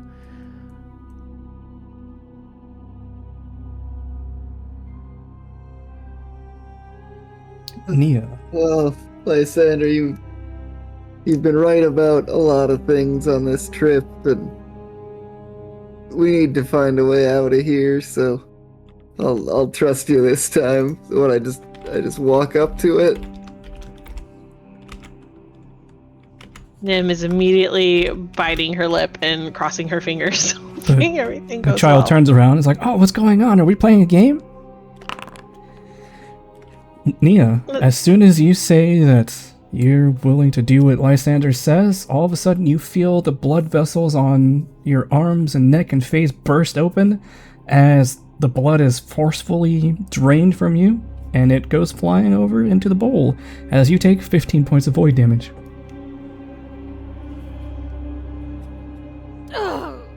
Healer Digger goes over and patches you up. Wait, Well- don't worry, I got it. You're currently still in the process of patching up Rio and okay. Digger. Just remember, it takes Okay. 10 minutes per attempt.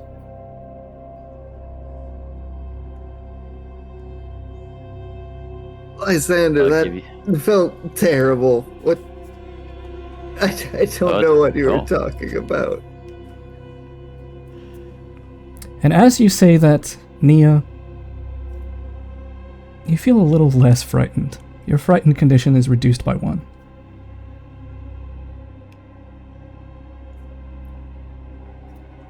Oh, wait, I do feel a little better.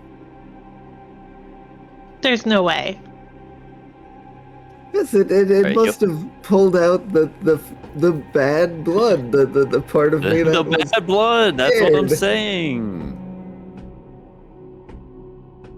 Yes, it balances the humors. Heal yourself for 12 there.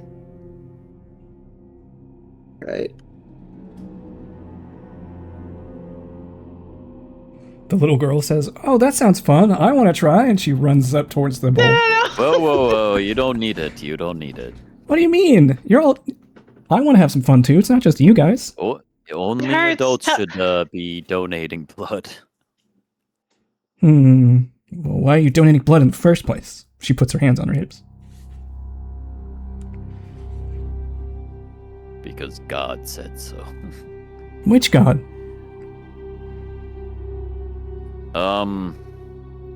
The god of be quiet. I don't remember there being any god like that. There's definitely gods that don't like to talk. Oh, unless you're talking about Zemishka Nonos. She is said to be, in secrets and stuff. So maybe in a way a secret is remaining quiet. So maybe she likes silence. Okay, but you saw both Lysander and Nia did not feel good immediately, and let's just not try to hurt you right now. I don't think your parents would be very happy with us if you end up getting hurt. Nim, please roll me a diplomacy check. Okay.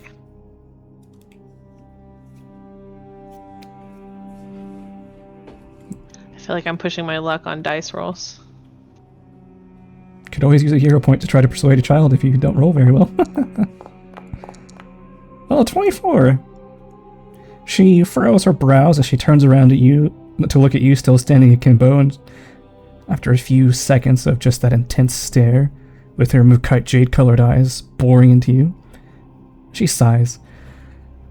Fine, well let's get going, this is getting boring, and she just starts marching past the archway.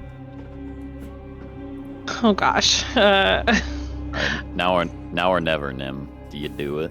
I'll do it, but I don't like it. I'll heal you. You'll be fine. Well, Says that as we make pacts with demons. As soon as you, in your mind, resolve to do so, you take 14 points of void damage. As you watch the blood get drained out of Nim, it floats up and pours over into the bowl.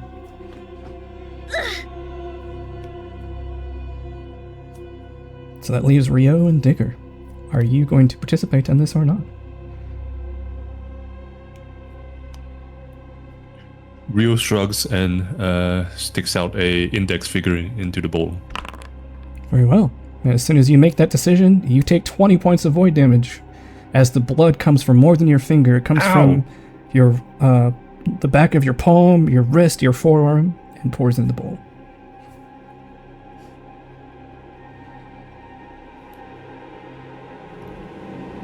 All right. And then the digger that's the healer digger volunteers for it, but ritual digger says, well, considering my condition, I'll refrain from. Very well. Healer Digger takes 14 points of void damage. What a great scream, Digger! As you, as the blood is ripped from your body. All right, I'm gonna. All right, Nim, heal yourself for 12, and Rio, go ahead and heal yourself for 18 as I use all my effectively short rest healing. Indeed. And Nim, your frightened condition is also reduced by 1 as you complete this ritual.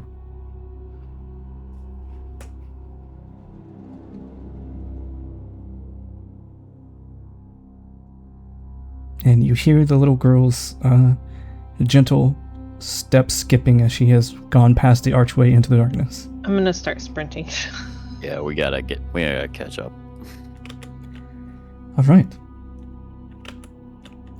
Well, many of you changed your exploration activities before that. Are you keeping the same ones as you proceed into the darkness? I believe I will keep the same. Keeping the light ahead of us. All right. Well, if you can change that from defend to repeat a spell. All right. So Same for Rio and both diggers. very well. You all travel for an incredibly long distance into this dark, winding tunnel. Thanks to the light, you're not like bumping into the edges of the walls and ping-ponging throughout this tunnel, but it does feel like you are going on what would be considered a nice daily walk through this tunnel. But again, with the poor light and no sky, it's hard to judge time, let alone distance. Is there anything you would like to do or discuss as you have a seemingly long time of just walking ahead of you? Well, how tired are we all feeling? Oh, I could rest.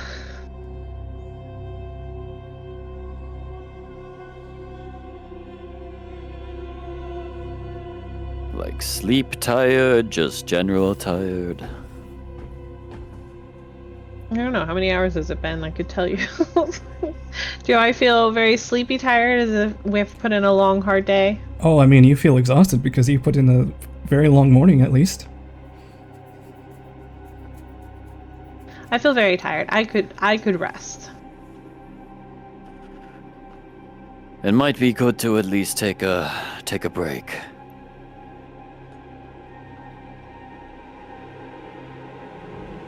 No objections.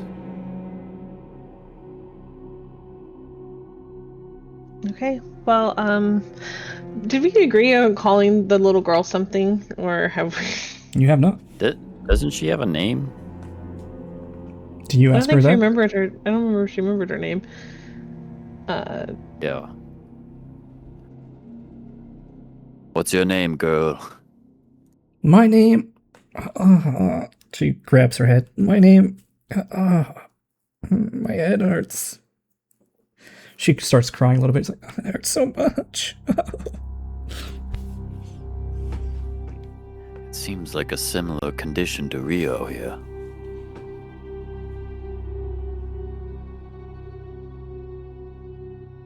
It's okay if you don't Okay. remember. I'm gonna drink my grape-flavored healing potion for fun. And as she's clutching her head and she starts to cry a little bit, she just falls face first on the ground. Oh gosh, I Oh. went to her. Is she alright? Give me a medicine check alright? if you would like to see if she's alright. Oh, I will think she's dead, but we'll try.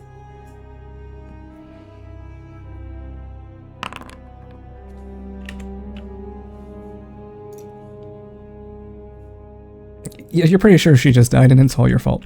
She's dead. Oh! You asked her name and now she died. What? What? Healer You digger killed rushes her. over checked on. Could I have known? You're trying to get everyone to give away their blood. I should have known you were up to no good. So it's treason then.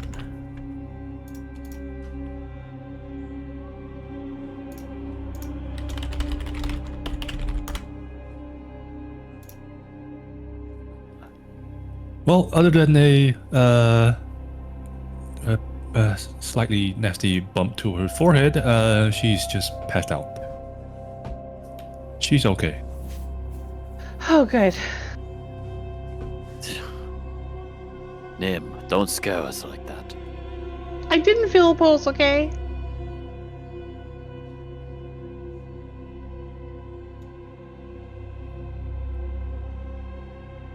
So now you have another problem. Even if you wanted to continue, you have a passed out child to contend with. Well, we were planning on taking a break anyway, so What kind of break are we taking? A short rest or a long rest? kind of just feel it out. Maybe it's like one of those things where we're like, oh, we'll just take a minute. We'll just be like an hour break, then we fall asleep, and it's like a long rest. Alright. Could all of you give me fortitude saving throws, please?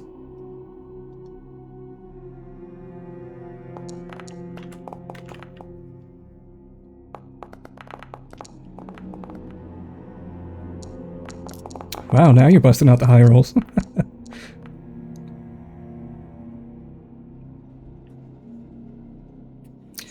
Alright. Let's see. Nia and Nim. Although you are very tired because you had a brutal start to your day with that deadly fight, you realize that you can keep going. It's not quite time for bed yet.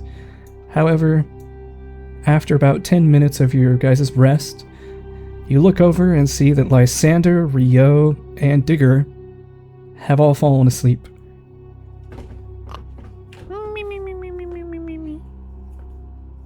Oh, okay. So do you want to let them take a short nap, or do you want to wake them up after your 10-minute break? I look at Nia. Do we let them rest, or do we try to push on? I mean, we seem not to be in immediate danger.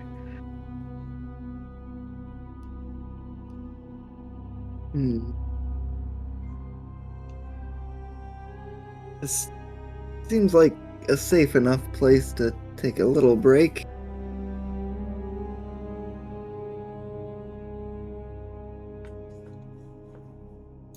Okay.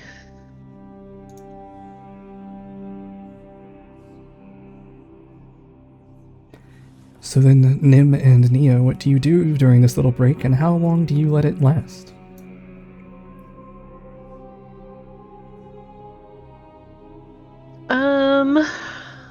I will probably pay attention to Cookie because I haven't had much time to hang out with her.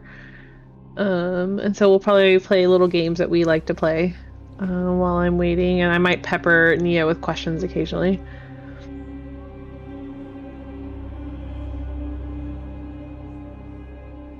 And Nia? Hey, Nim, do you know any ghost stories? Not really. Do you?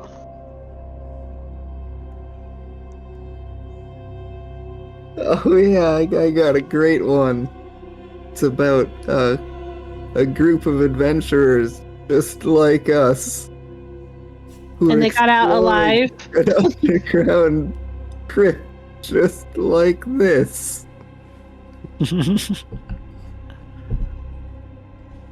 And they got out and they lived happily ever after? Oh, wait, hang on a second. It's not.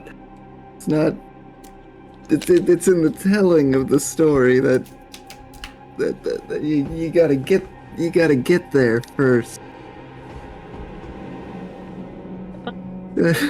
I'm not so sure I want to hear this story.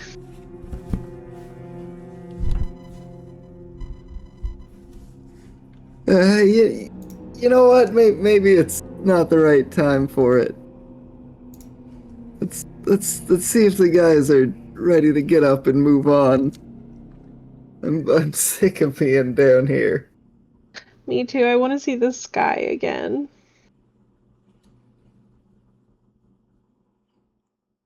And Nia's gonna go over and jab Lysander in the ribs with a boot. What?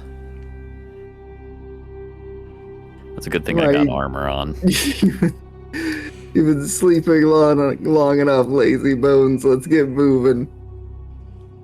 I don't suppose you remember the life-threatening combat we went all through? We remember, but we also know we need to keep moving.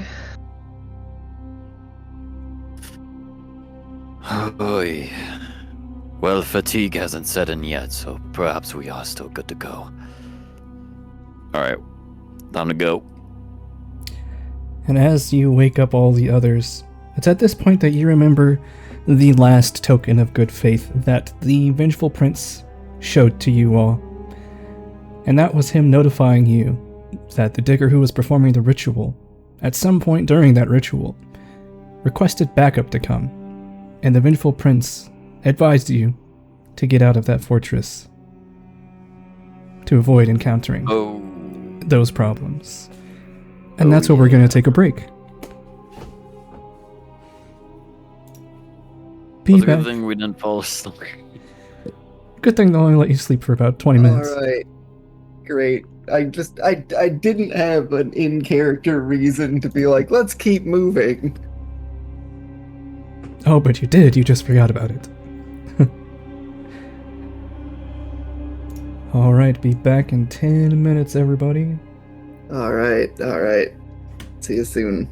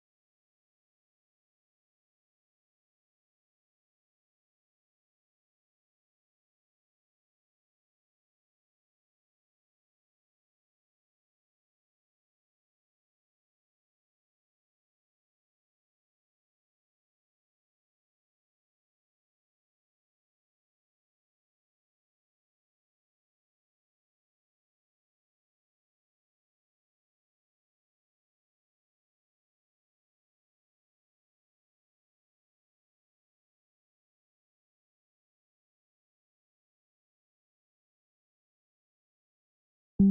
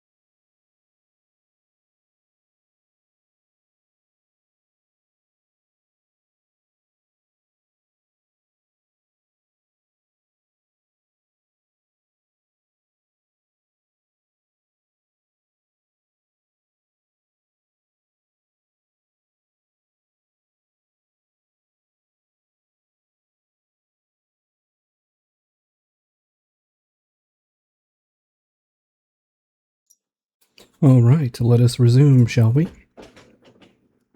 Indeed. Yep.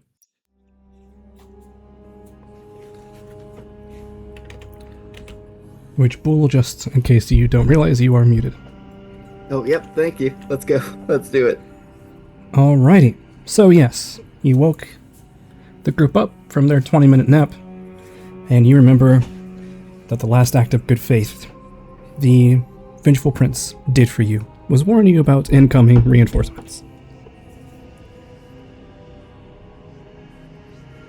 All right, we need to get We up, can't- get We moving. can't sleep here. There's reinforcements incoming.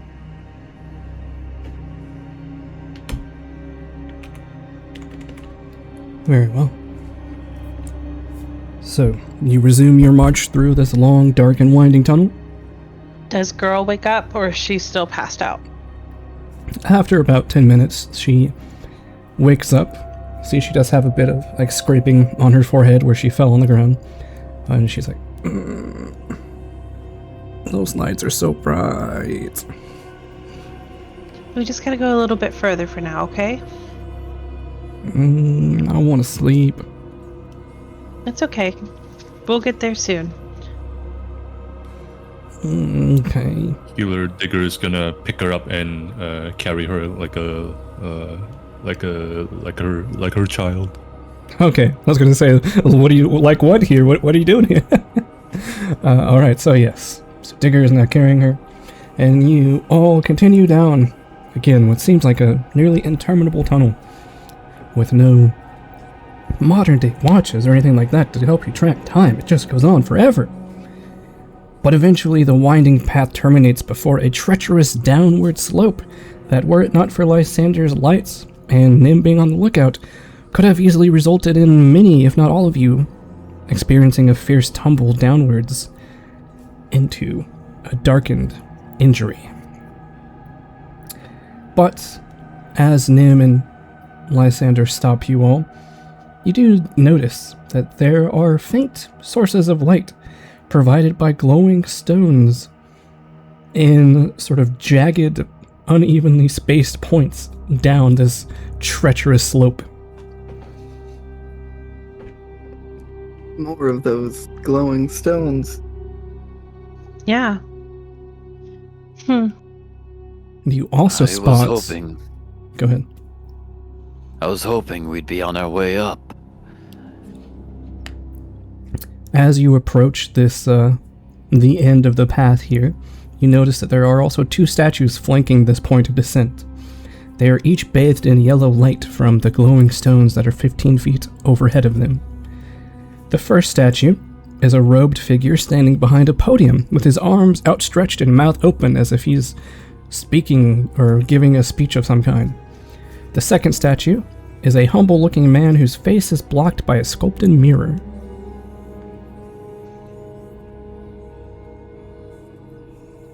Similar to the statues we first encountered. Indeed. Curious.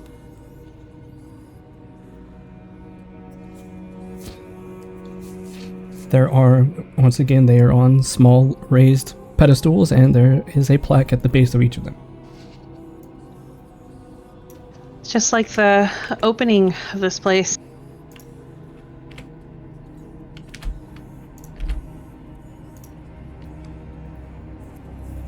Yes. I'm gonna take the girl's hand and approach some of the things to see if they're all in Ancient Elven or if there's readable instructions in other languages. Okay, so you have Digger march alongside you, and they do appear to be in a language you don't recognize. However, Digger, as Nim has dragged you into this, you can tell what it says. The statue on the left says... It says, words that cut through decorum and delusion are often the most worth listening to. And the That's statue pretty sage advice. on the right says... The truth that hits the hardest is the most worth facing. Lots about being real direct, huh? Something we've starkly lacked down here until we've met the vengeful prince.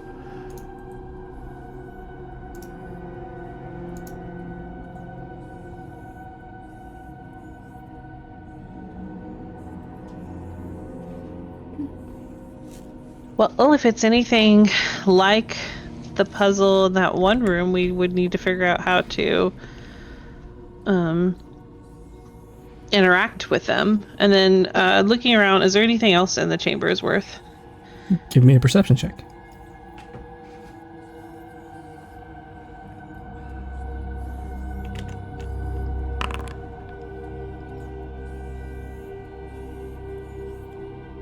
Oh, all right. So as you walk around the little podium that the first guy is standing behind, you see that there is a stone tablet resting upon this podium, and it is blank save for a strange rust pattern on it. Oh boy. And you also notice that tucked in one of the shelving parts of the podium, underneath where the head is a ritualistic looking dagger tucked away. take a look at this, guys. So a dagger and a blank slate. And which statue is this under? This statue is the first one. It is the one that is a robed figure standing behind a podium. His arms are outstretched over the podium and his mouth is open as if he's in the middle of giving a speech of some kind. So this one appears to be the speaker. The other one with a mirror over its face. I would like to check behind this one as well. The mirrored one. All right. You see behind the statue, resting on the back of the little pedestal atop which it stands. Give me a perception check.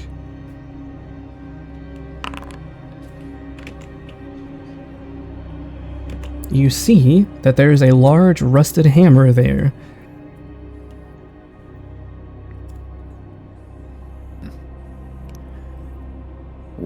Oh, words that cut through decorum.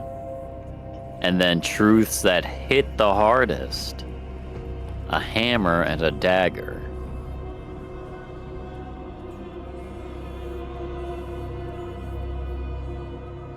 Well, that's pretty clever. I think you're onto something. Alright, but...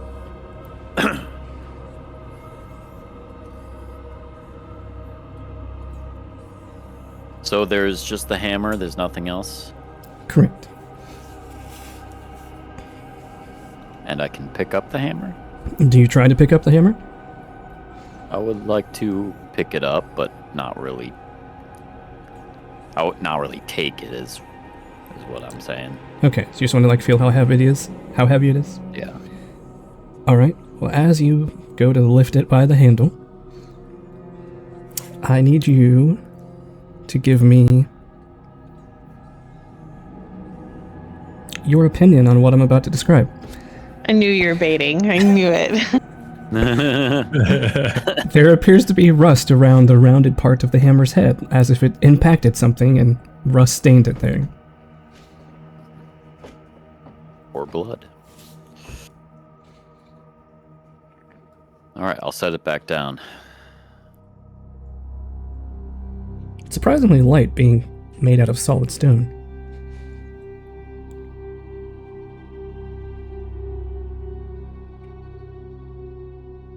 So it talks about words in both of them. Well, Not truth. entirely. Let me get my scene straight. There's two statues. Mhm. Are they in the same pose? In the same pose? I mean, not arms really. and No, the first statue is the one with outstretched hands standing behind a podium. The second is just a humble-looking individual whose face is blocked by a mirror. Roughly humanoid in shape. And if you actually look at the face, it seems like the mirror itself has been carved into the face, so you can't actually see what kind of face they have. Could I make a society check on maybe ancient elven society on what the builder's sort of intention would be here, or the sculptor? Can certainly try. It would be secret since it's a knowledge check.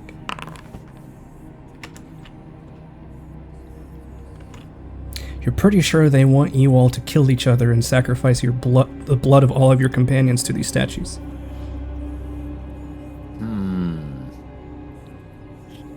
I'm really worried about Lysander's thoughts.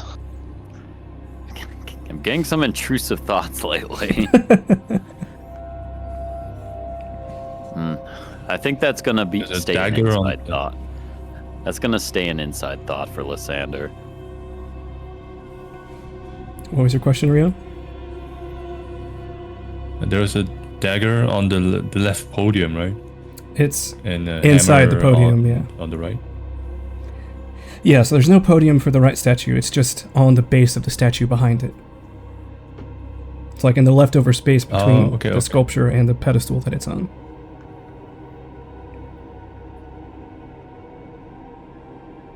And the right statue is hiding behind a mirror. Its face is, yes. So maybe if we use the hammer to break the mirror, it could face whatever it's supposed to be facing. Since it's hiding And behind a mirror. We could attempt to cut words into the blank slate. And keep in mind, there is no sort of obstacle in your way. There's just this treacherous descent. And these statues are here. I mean, I like a puzzle, so... They could offer a path forward. Or relief for a path forward.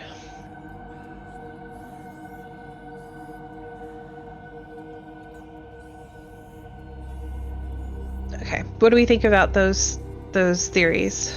Worth investigating, or do we just move forward? I would like to at least attempt something with the statues. All right. Do we want to start with maybe breaking, or seeing if we can even break with the hammer? First, I would actually prefer to see if I could cut something into the blank slate with the dagger. Okay. All right. What are I you look attempting at to the carve into statue the that's- slate? Alright, let me repeat to myself. Words that cut through decorum and delusion are often the most worth listening to.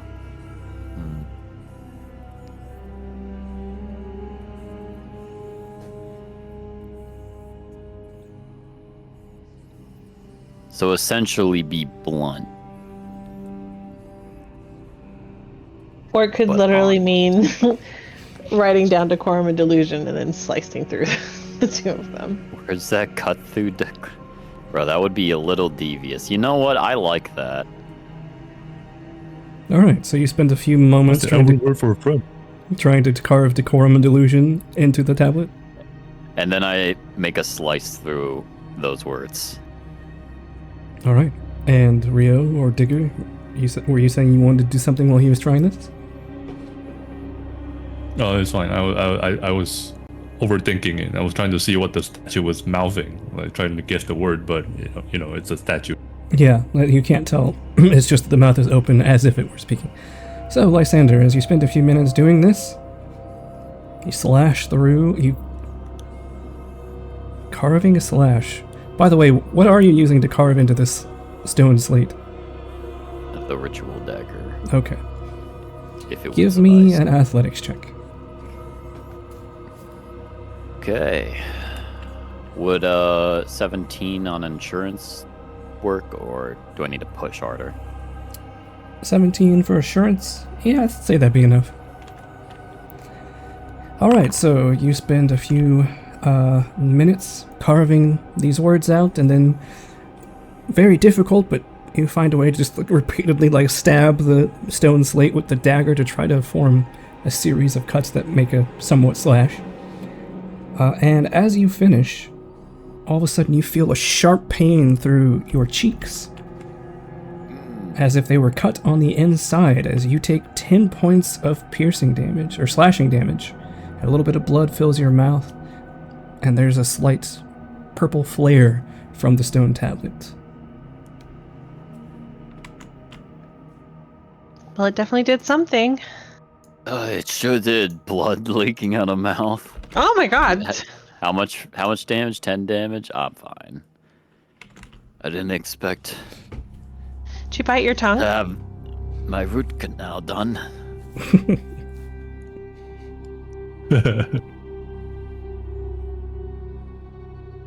I suppose you could, I don't know, smash the mirror guy with the hammer. That's the I only can't. thing I'm I too can think short. of. Yeah, I think we need to break the mirror. Well, from all those statues we've seen so far, there's always a backlash to performing the ritual related to it. So I will do it. And Rio goes to pick up the hammer and smash the mirror. Alright, give me an athletics check to try to break the statue.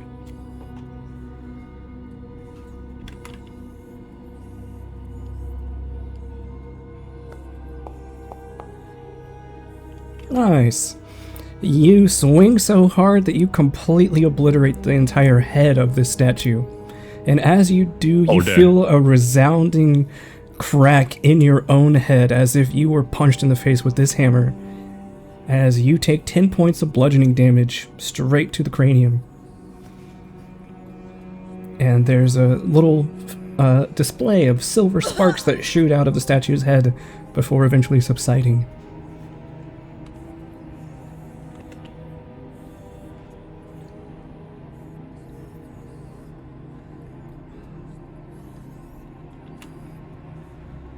Okay, well, they both seem to have an effect. Sparks and purple stuff. Keep in mind there are 2 more of those Everlight crystals in the ceiling above. This time they are yellow. Do we want to take these with us for at least selling or keeping whatever may be following us in the dark?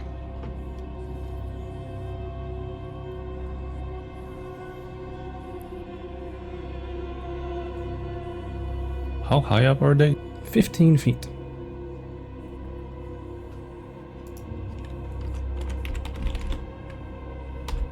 About Nim, 4.5 if you meters. don't mind carrying more. The digger says I can chip them down for you if you want them.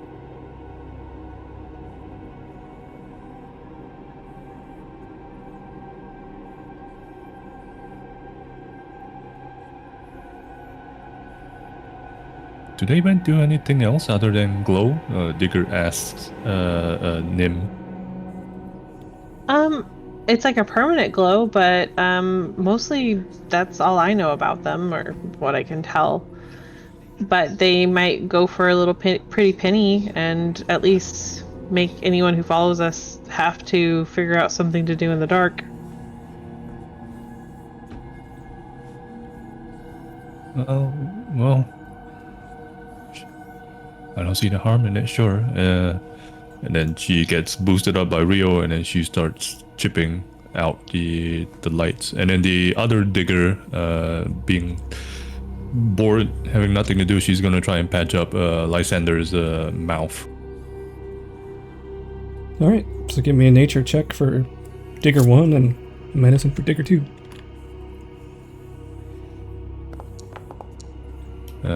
Digger 2 will do the higher DC, but no risky surgery. Alright. Yeah, I'd prefer not. Let me cut your mouth open even more. No, it hurts. Critical. Roll 48 plus 10. Talk about overhealing. My teeth are gonna be sparkling. she just gave you a full scale. Full dental cleaning in there. Dang. Whoop, dead. And Lysander is so shaken by your cleaning job that he commits seppuku. Oh, I feel wonderful. Have you considered becoming a dentist? You might have a point. Maybe I might open a clinic when I get back. Who knows? Digger, add 2 yellow Everlight crystals to your inventory. She will put those in the bag of holding. Alright. Keep in mind the bag of holding is approaching its limits. I can take the 2 yellow. I'll have the 1 green, the 2 yellow, and Nia still has the 1 purple. So the player in me is like, oh, these are all different colors. We might need them ahead. They're part of a puzzle. That's where my brain's going. Wouldn't that be devious? Where did I? The first 2, did I give them to Nim also, or? Yes. The first purple one I gave to Nia. You gave them to me, but I gave that one to Nia because she can't see in the dark. And then the green one I kept. So I have 1 green one, 2 yellow ones, and then Nia has a purple one. Okay. So, if there's any moral to be taken from these lessons, it might be that the truth hurts. That's an understatement.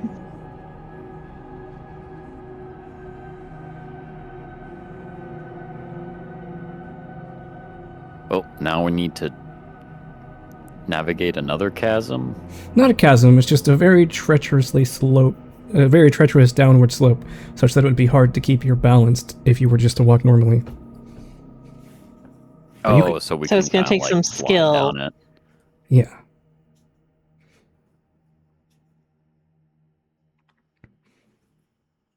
It's like trying a hill that's so steep that Dick even just walking, your feet would start sliding and you risk falling and shooting down it. Nim's gonna. All right, well, boost. I'm gonna. Yeah, I've been on roofs recently, so I know how to do this. I'll just yell, freaking backwards spider my way down. Alrighty. Please give me a athletics or acrobatics check. Your choice. Would assurance 17 suffice? It would not. All right. Dice gods were good for you. That, however, will. So it will take you some time, since you have to walk so carefully down this long stretch of steep rock, but Lysander, so long as you do not change up what you're doing, you will be able to scale down it safely. All right, that's what I do. Alright, what about the rest of you? How do you plan to go down this carefully?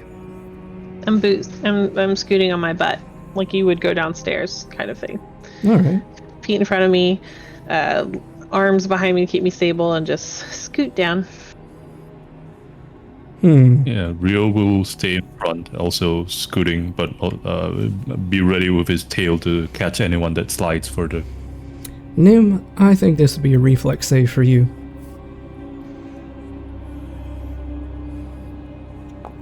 Rio, you said you're doing what? It's like a downward slope, right? A very steep downward slope, yes. Okay, yeah, he's gonna basically dig his fingers into the rock and slowly descend down, and then I have my tail free and ready to catch anyone that slides off. Alright, So give me an I'm athletics check. ahead of the group, Yeah. basically. Yeah, give me an athletics check to see if you can muscle your way down this slope. And what is Nia doing?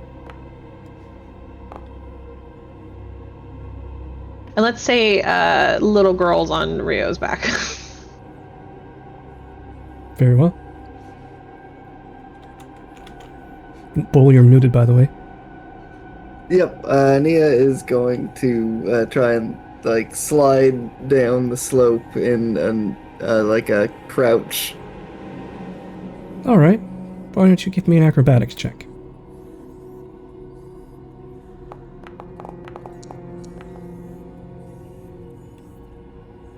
$21. Alright. So everyone except for Lysander, whose roll has already been called, are you happy with your rolls?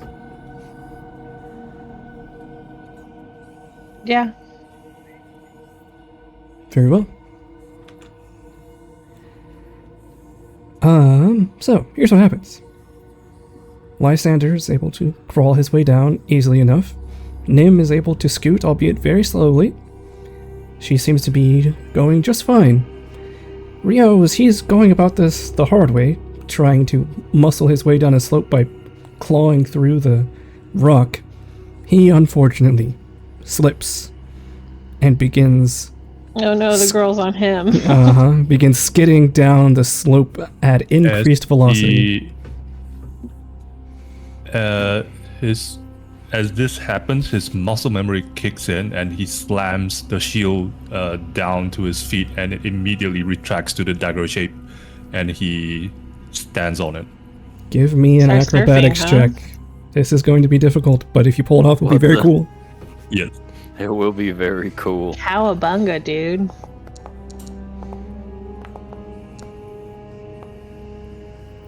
Well, given your DC of 20 athletics check didn't work, do you want to spend a hero point? Yes, I will attempt that. Oh That's not better. Oh, no. Oh. Well, that's... Can I cast a spell to help him? Okay. So, here's what happens. Lysander is crawling I along. mean, I can. Lysander's crawling along at his pace, going a bit faster than the others. He seems to be doing a much better job. Nim is being very careful, so she's going slow, but she's not really at risk of going off balance. Rio begins sliding down, tries to jump up on his shield to do a cool surfer move. However, he doesn't get the timing right, and the shield goes flying down the slope as he falls on his butt and begins skidding at full speed. He actually passes you, Lysander, as he goes skidding down the slope. What would you like to do?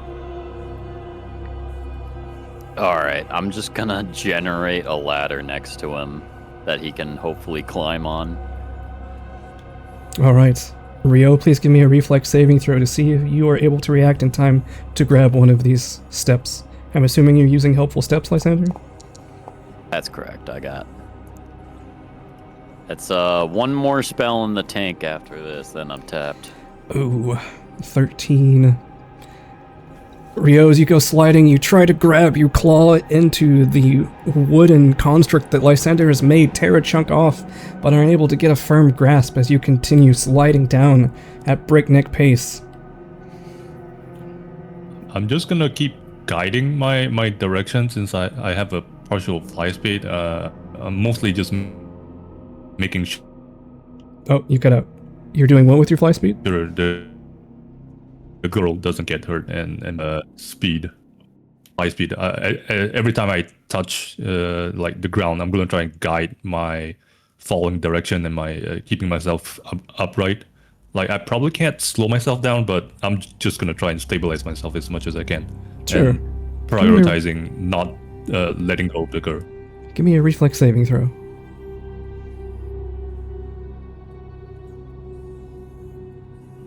And you know what? I'll give you a hero point because you tried something cool and the dice just said no.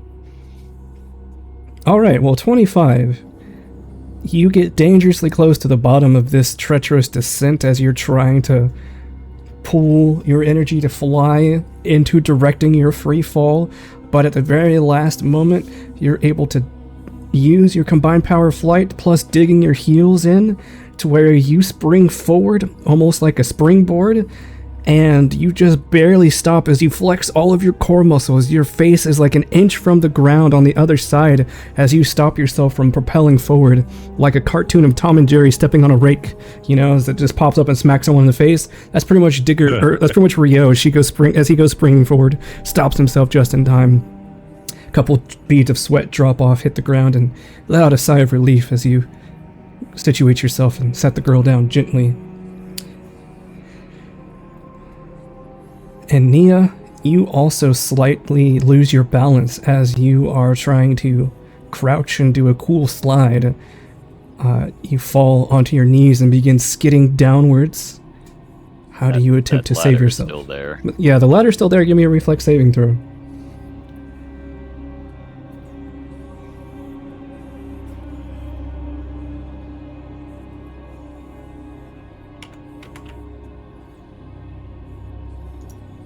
Nia's gonna curl into a ball and try and roll down the rest of the way. No, don't. You're not going to try to grab the helpful steps? Alright. Give me a reflex saving throw with a -2 penalty since you are curled into a ball. Talk about a glutton for punishment.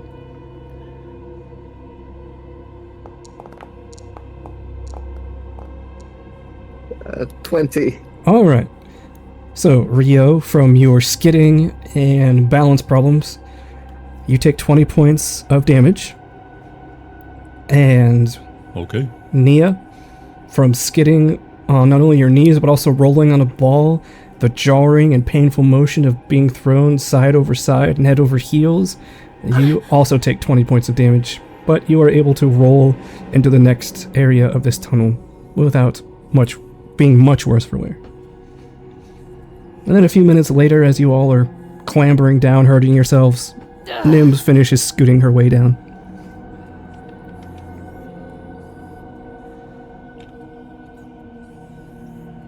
But of course, Nim, you see your two allies go past you in this comical fashion. Oh goodness. The little girl probably had the time of her life on Rio's back. To be fair, probably. Yeah, she was unconscious, but as soon as you started accelerating, she woke up and she's like, "What? What's going on? Ah! Ah!" And then she saw it was like a riot, and so she clinged onto your back, and she clung onto your back. She's like, "Oh, this is fun! Go faster! Go faster! Yeah!" And then don't you, suppose Sweating bullets. pertinent to ask you to exercise caution. Especially with a small child on your did. back. Oh, I did. The rocks gave away. do it again! Do it again! Do it again!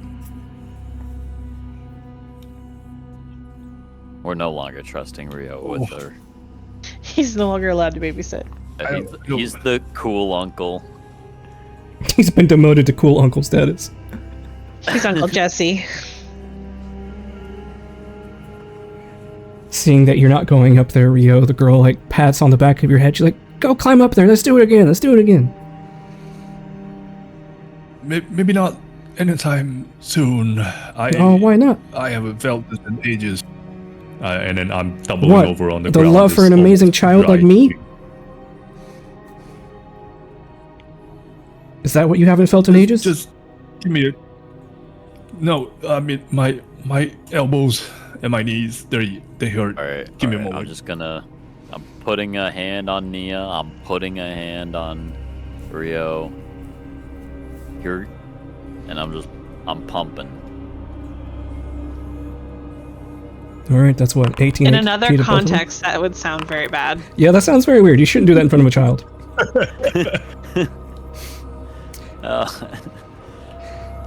Ixtalazcath be with you. Oh, so you're that kind of priest. Anyway, so you all recover a little bit, most of the damage you took. The girl climbs off of Rio's back and pouts a little bit. She's like, "Oh, you're no fun. We're just going through darkness. You're not even letting us go down the slide." The two diggers are probably shuffling on their butts even slower than Nim did. But then you reach the ladder, and then you can just kind of climb down the rest of the way.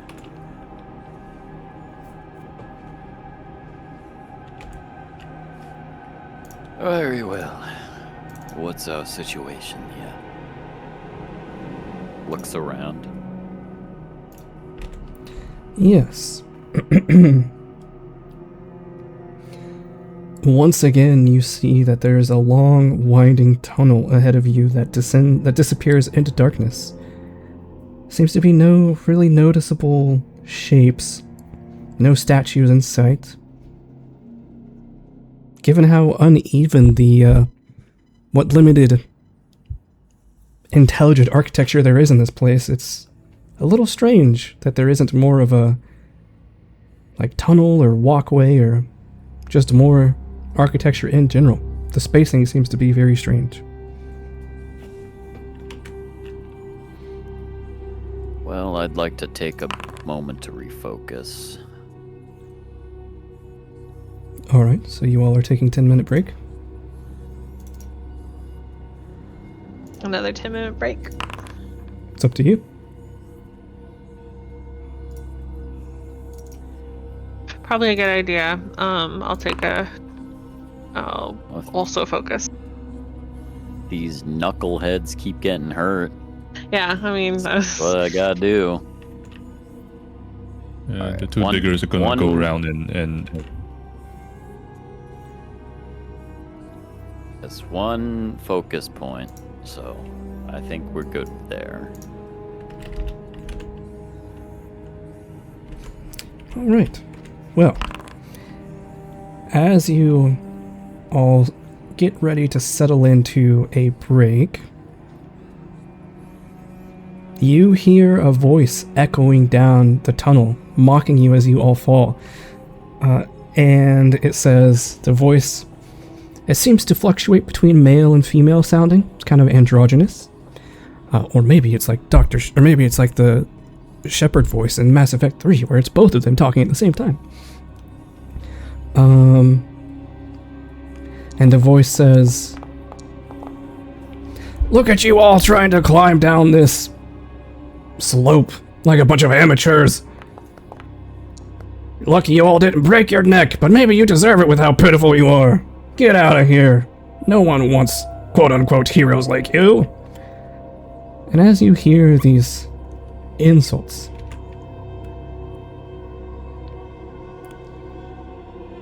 Digger,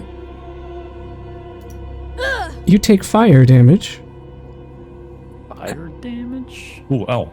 as does Nim and Nia. Oh, it's the freaking. Is it a freaking spirit from the forest? So rude. You feel a burning sensation all throughout your body, Nim, and Nia. You feel a painful burning sensation as well as you listen to these words. And you also increased your frightened condition by 1. Oh, such a waste.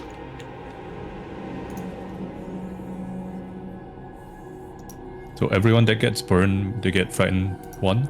Correct.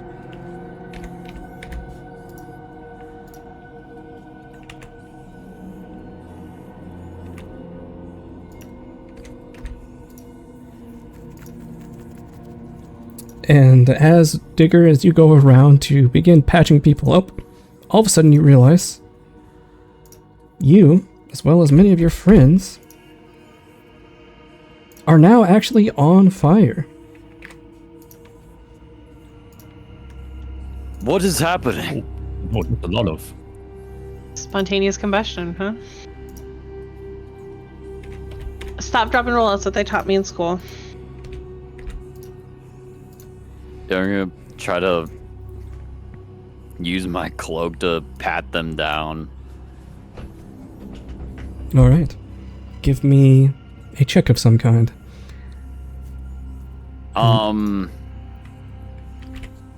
And I need Digger, Nim, and Nia to give me a fortitude saving throw.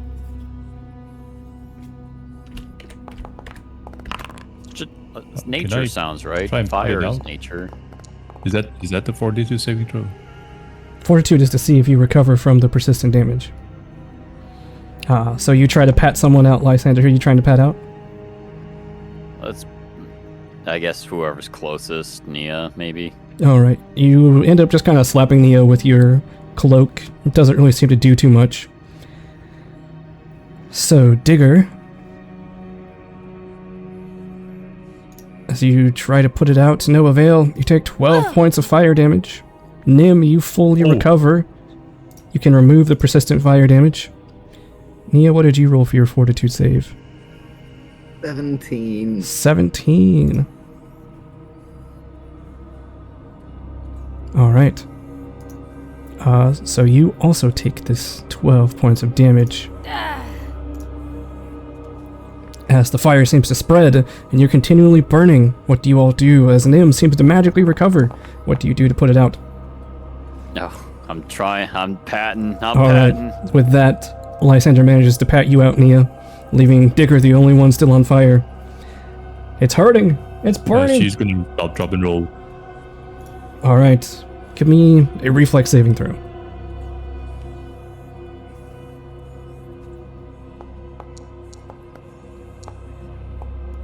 Alright, and with that, you manage to recover after taking... oh no, this would be on your turn, so you don't take the damage. So, you can remove the persistent fire damage. Same with you, Nia. That's on fire. As those insults seem to Oh, they really just sting. Spontaneously. Oh. It's like those insults impacted your psyche and caused your body to react negatively, literally bursting into flames. But interestingly, Lysander and Rio, they heard the same insults, but didn't seem affected by them.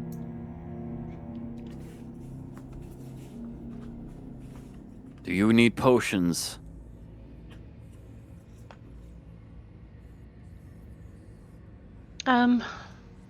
Not right now, no. Feed a potion to Nia. Alright, 6 hit points to Nia.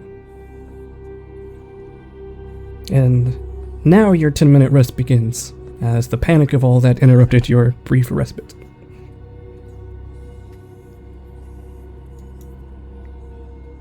What?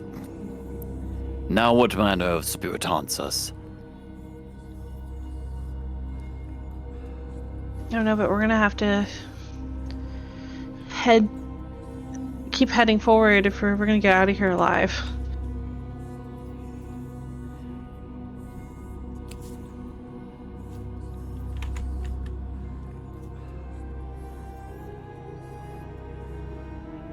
Unless there's more you wish to talk about or do, we can fast forward to the end of your 10-minute rest.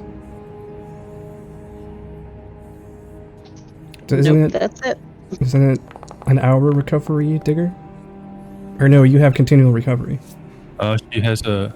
Yeah, so she can do it every 10 minutes. Nice. Party's really gonna miss you when you're gone. Yeah. But, yeah. We're just made to suffer. Alright, so roll that medicine check, DC 20.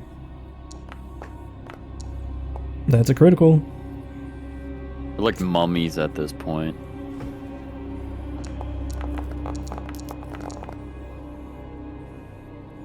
You forgot the plus 10, so that should be 25 hit points. Okay. Alright, so are we continuing with the same exploration activities as we continue our march? Yeah. Alright. Well, Artie's covered in bandages at this point. really, and burn marks. Except for Lysander and Rio, they have no burns whatsoever. So you walk, again, what feels like it would be enough to be a nice day's amount of walking if you just wanted to get some general exercise in before Lysander and Nim point out to you, mostly Nim because Lysander's light is light. So she, looking through the darkness, says to you that there's 2 pairs of crystals shedding faint yellow light ahead of you. And as Lysander moves his light closer, you see that the wall is rapidly inclining where those 2 crystals are. It appears that the path forward will require a steep ascent, as opposed to the previous path requiring a steep descent. So we're going up Heart Attack Hill. Exactly. Okay, and are there more statues, or is it just yellow crystals? Just yellow crystals, 2 yellow crystals at the top. It's about a 40 feet I suppose climb. we've been Sorry, at the go ahead. top. Okay, a 40 Yeah. foot climb. Lysander's feeling a little lazy at this point. He's just gonna helpful steps it. Alright. This is my last spell of the day. But he will make a very reasonable, very easy to climb staircase. And indeed it is. It's the easiest climb you all have had since you began this journey in these dark tunnels. Do we want to leave the crystals? You've been collecting them so far, so... Digger, do you mind helping me dig these out? And they both get to work. It would be a shame if the character named Digger didn't participate in digging. She's also an archaeologist. It's what she's trained to do. You know, I'm curious. Digger doesn't sound like an elven name I've heard before. Is that just a nickname? Yeah, well, it's just a nickname.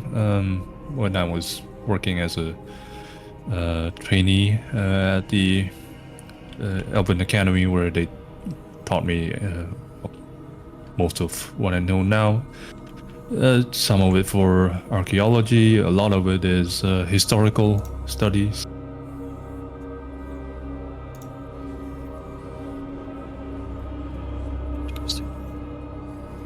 Digger, Well, mostly because I liked being in the dirt excavating more than being in the classroom, so hence the name. Little girl says, "Oh, you're just like me then. You like to play in the dirt."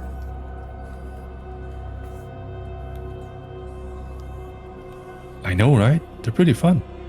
All sorts of fun things hiding in the dirt. Do you collect bugs too? Oh, I don't really like it when I run into bugs, but I do enjoy how the sediments form, different rock layers, and like gives me a feel of like the age of the land and just sitting there appreciating the history that, well, if only stones could speak. Why do you talk to the rocks? That's weird. Well, I'm just wishing I could listen to their stories, but I can't really talk to rock. Well, you said the I rocks have meant a- something to you earlier. What is that supposed to mean? Well, yeah, I'm mostly just observing their texture, their type, materials, and just making a educated guess of how the land used to be and trying to imagine the history on it. Digger, roll me a d20 plus 4. Oh.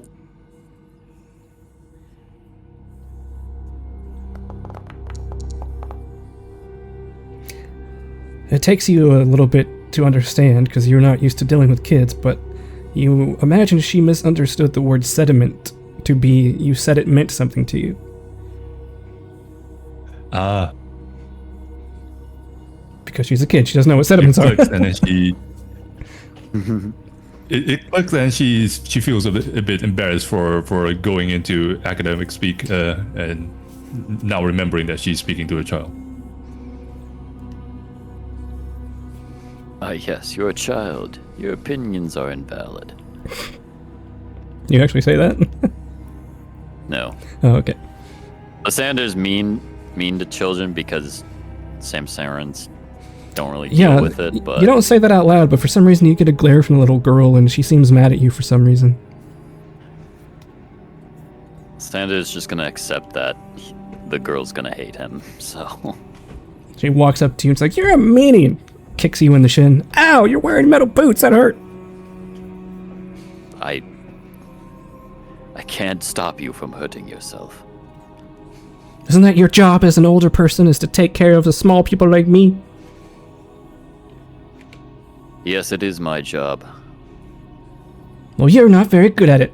She turns around and stomps over to Nim, and that guy's bullying me.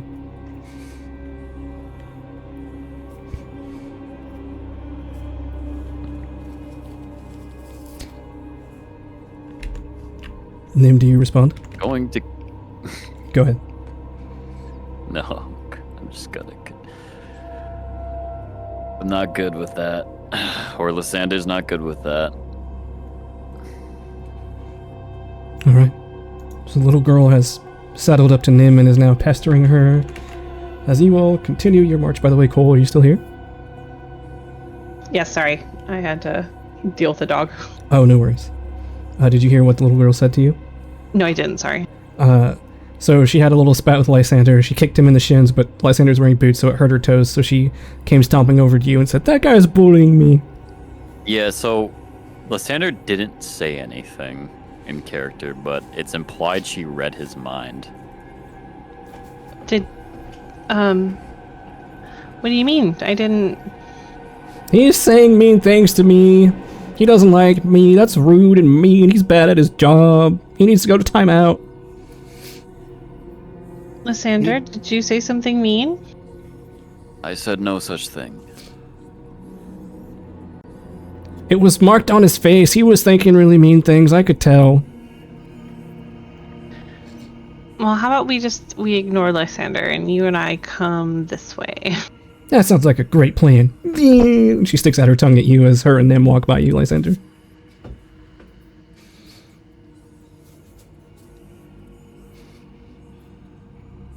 Along the way up, the two diggers, they keep trying rock, paper, scissors with each other and get more and more frustrated because they keep draw keep throwing their hands to a draw, and it's been about almost 50 or so tries by now. So you complete your ascent, and once again it is another long, seemingly interminable, winding path into darkness before you spot the silhouette some distance ahead of you. A silhouette of what seems to be another person, maybe, bathed in an ominous red glow. Red lights now, huh? Likely another statue. Likely, but not 100% certain, so let's just be careful. All right. Do you approach the statue? Or the figure, Yes. the person? The figure, yes, the silhouette. As you approach, you find out that it is once again a statue. This is a robed figure whose face is obscured by an elaborate mask of some kind. And once again, there is a plaque on the pedestal atop which it stands. And that plaque reads, once more, in Ancient Elven, the following.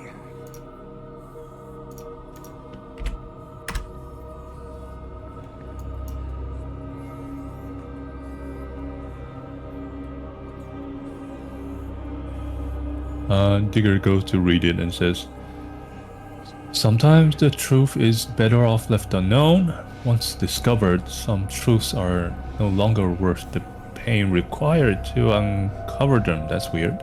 "Should you vow to leave now, a new pathway shall be open to you. A pathway that leads safely out of this fortress and..." Okay, this is for us. That leads safely out of this fortress and that is guaranteed to avoid further complications. That's not nice. Bloodshed, harm, and any other negative outcome you can imagine. However, this path only opens to those who wish to don the mask of willful ignorance, abandon the truth ahead, and be set free. That's a big nope. This feels like a remarkably direct message. Yeah, the tone is awfully casual, completely different from the riddles we've seen before.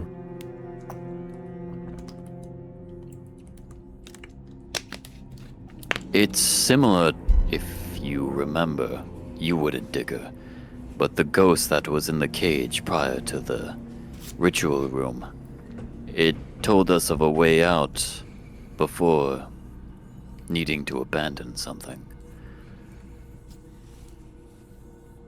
I don't think leaving now after all that we've been through is worth it. Especially if whatever we might find could help Lovasgrad and the rest of the city. I actually think the opposite. We've discovered many truths and many actionable things we can do to help Lovasgrad. As it stands now, we are trapped in this never-ending tunnel, doing nothing to help actual people. We don't even know what this truth could be. It's true, but it feels... Why did we go through all this and survive all this just to quit now?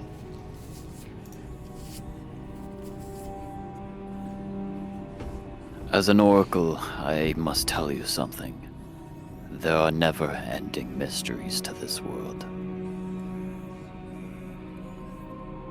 Even if we turn away from this path, this truth that may be at the end of this tunnel, there will be more truths to discover about this world. But this truth might relate to Rio, or, and she points to the young girl, or our little Snugbriak here.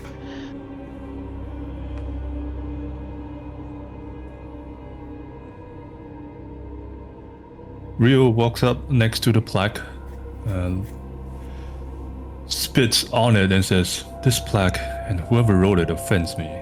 If any of you want to don the mask, now is the time.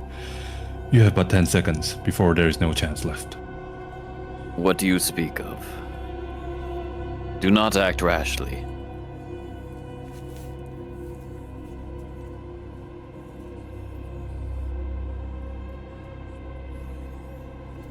Nim's gonna step away from the. He says nothing and just stands still for the whole 10 seconds.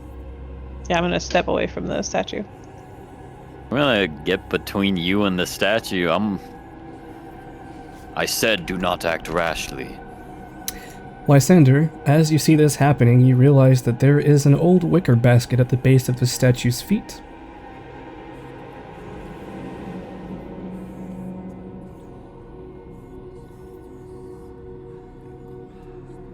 Alright, what's in the wicker basket? You look inside and there are a number of masks that look identical to the one the statue is wearing. Don the mask of ignorance.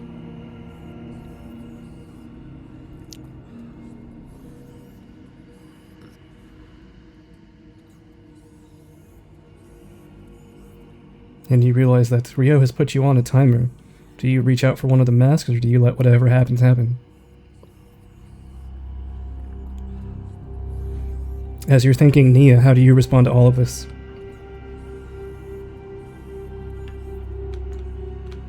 Nia's gonna stand back away from it, not gonna reach for any of the masks. Alright. So it seems like you were the only one who is willing to accept one of these masks, Lysander. What is your choice?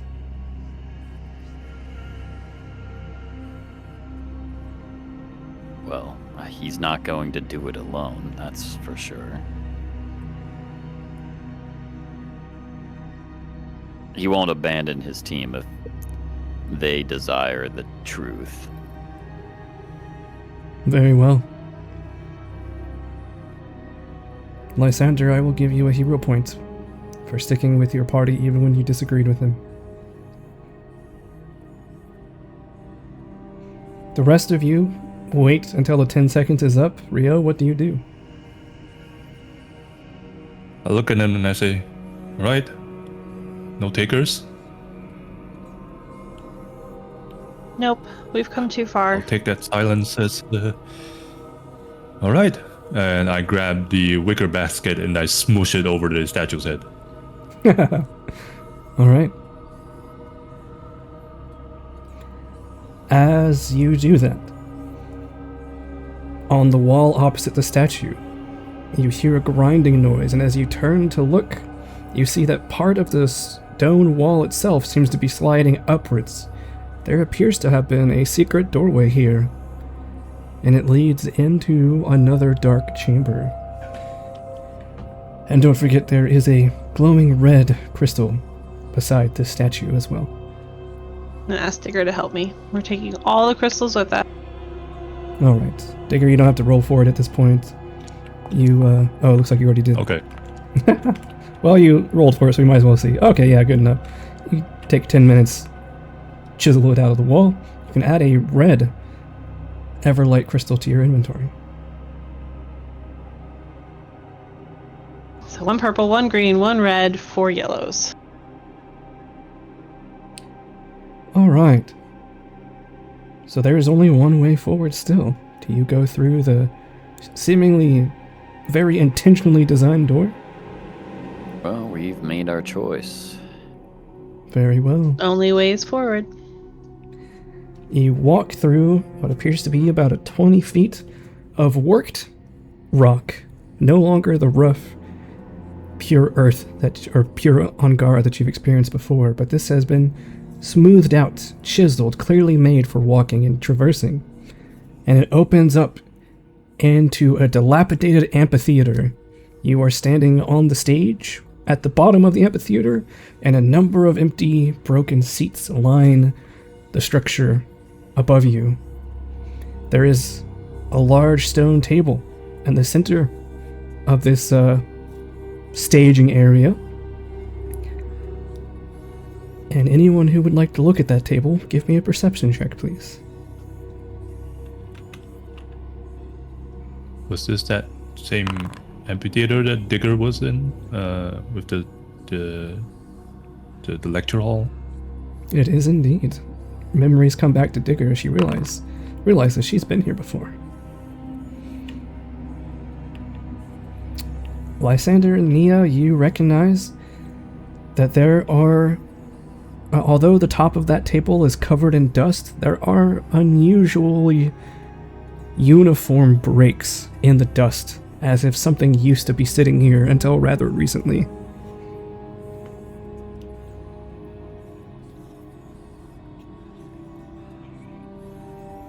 The Helo Digger steps forward and says, I've been here recently. They put me to a test.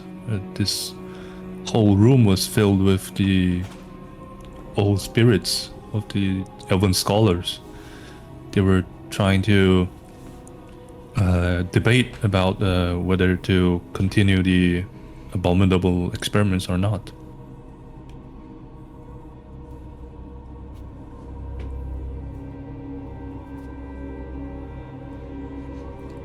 And Digger, as you walk over to that table... Oh, go ahead, Ben.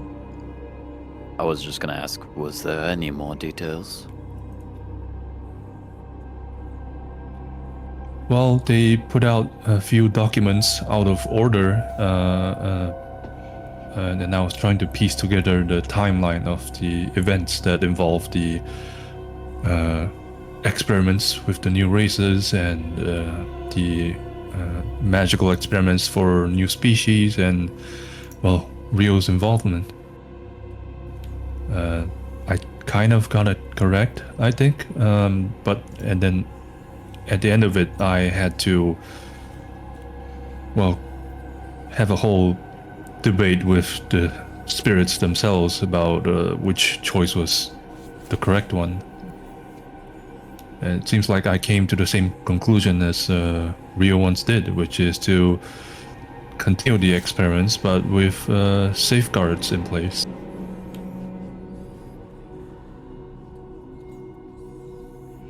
And as Digger mentions that there being a bunch of documents laid out, you look at the table, and there are strangely document-ish shaped gaps in the dust, as if, like I said, until rather recently, there were piles of document-shaped objects here. Whatever that was here, it's gone now.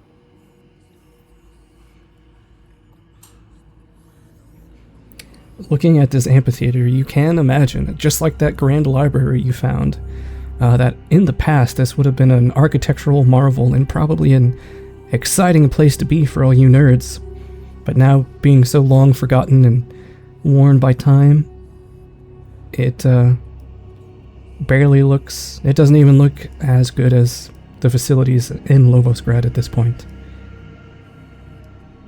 But it's impressive that it managed to survive at all in its current shape, given that this whole fortress is now underground.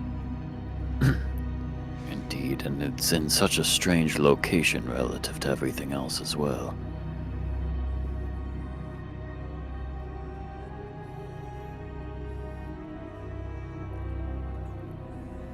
Ayla, remind me, was that bizarre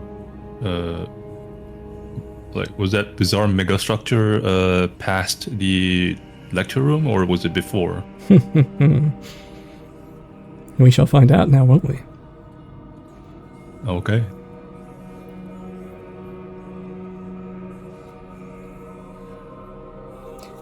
But you do recall, Digger, now that you're back in this place, something you tried to forget, which is that as you were debating, the detractors, as they rebutted your argument, you felt a similar sort of pain as you did outside whenever those voices were mocking you as you fell down the decline.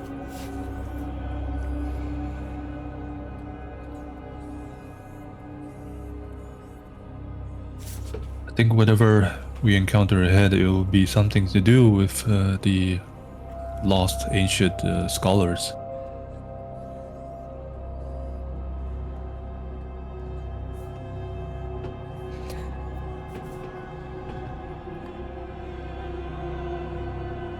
If anyone's trying to look for a way out of the amphitheater, give me a perception check. Yeah, I'd like to search the area as well. Oh, that's supposed to be private. Ignore it.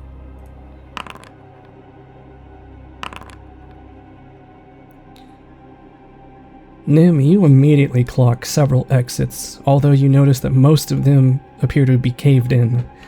There is one serviceable exit that you find amongst the dozen or so other exits. Whatever happened here, it's caused a lot of damage. I don't know if now being underground, but that looks like our only way out.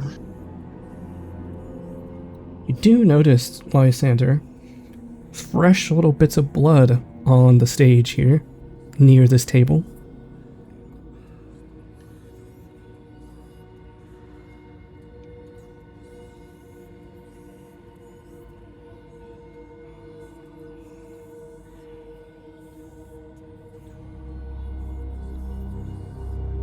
And as you walk up and down the various aisles, you see a number of piles of stone now that likely in the past were functioning stone tablets for people to write upon, but now collapsed for some reason. And there's all sorts of this stone dust all throughout the place. It seems like whatever happened at the end of this amphitheater's life, there were a great number of people in here, carrying on as if it was just another day in the lecture hall.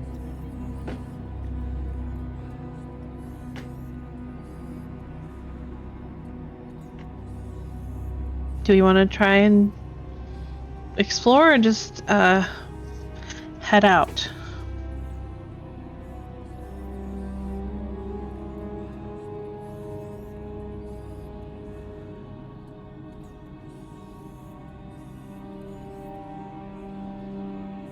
Diggers, is from what I recall, I didn't see, well, any other paths out of this room the last time I was here.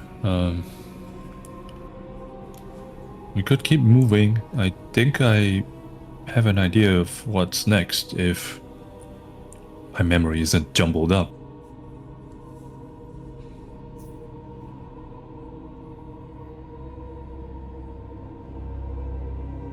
Okay, well let's get going. All right.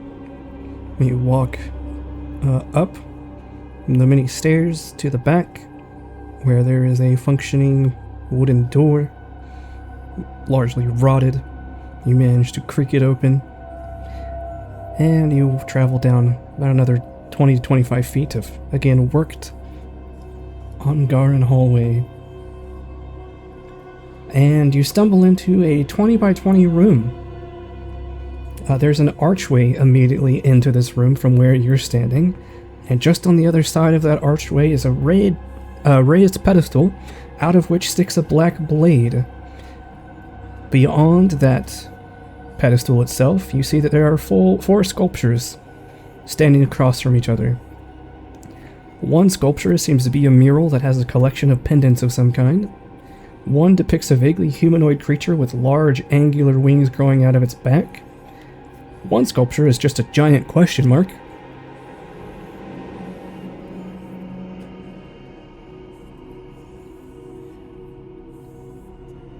Is that all the sculptures? I thought that was only 3. Yes, Nim, what do you see as you look at the fourth sculpture?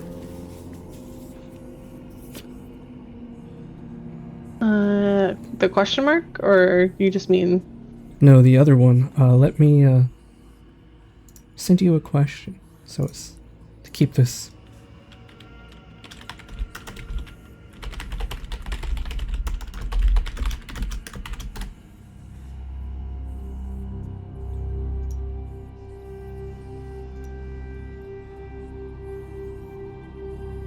Diggers picks up and says, "This is the one of the first rooms of trials that I had to go through, and that blade is still there. I chose not to take it. It seemed, I don't know. I don't think I should be the one to take it." This also wasn't one of the first ones, it was one of the last ones, Digger. Oh.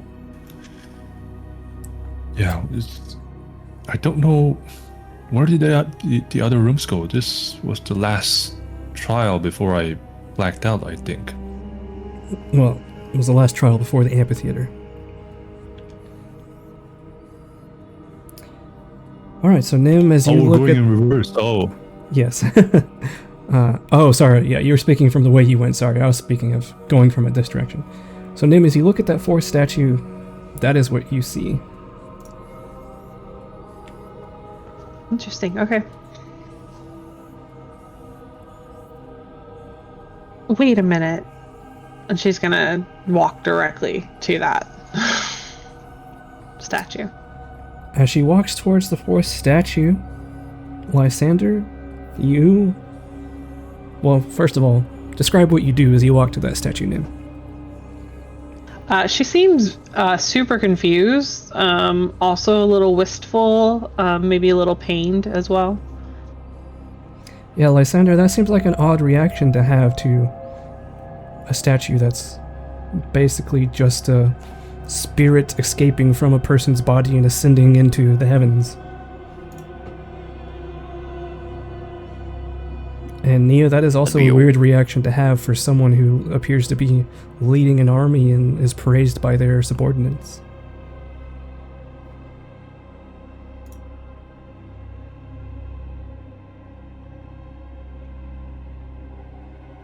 An interesting fourth statue.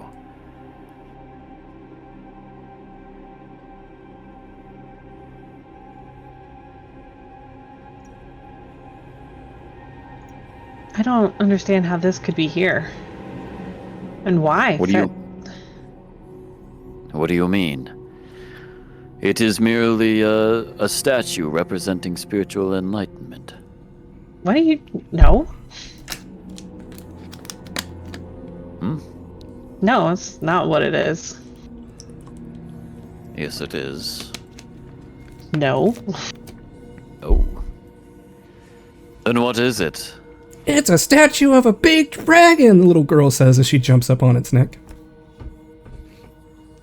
Wait, no, it's not.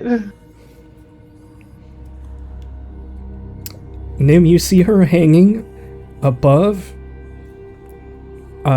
where you see the physical boundaries of the statue. She seems to just be floating in the air. She's swinging from some invisible force. Okay, you're gonna get hurt.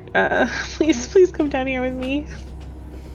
She, as she's rocking back and forth, swinging back and forth on it, she lets go and does a backflip and lands. Give me a reflex saving throw to catch her, Nim. Oh lord, this kid's gonna be the end of me. As all children are, aren't they? Oh, yeah. If anything, I'll let her use my body as a way to break her fall. 15. That's enough, I think. She does her backflip and she's just laughing as she falls through the air. You catch her, and it is kind of like a heavy impact as you catch her because you're so small. It's like almost pulls you to the ground, but she's like, "Oh, that was fun. We should do that again. Let me climb up there and you can catch me." Hold on. I'm not very strong. You shouldn't count on that again. Okay, big guy with the scales on his face, catch me. And she goes climbing up again. Oh, no.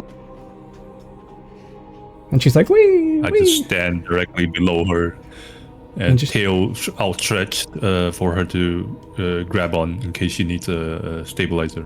She has Rio, what do you see when you look at this? What does Rio see when he looks at this fourth statue?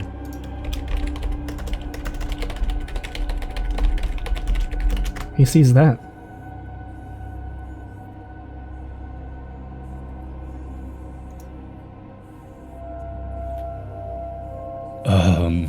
Well,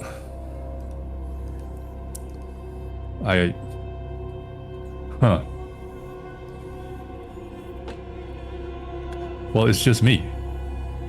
Of course it is. Well, that's... You fucking bitch. That's hilarious. arrogant. Girl does a few full rotations on her swing and she's like, wee, just jumps at your face, Rio. Managed to catch her easily enough. And she's giggling and seems very happy. Is this another case where we're all seeing something different? Yeah. I do not see a dragon or enlightenment or Rio.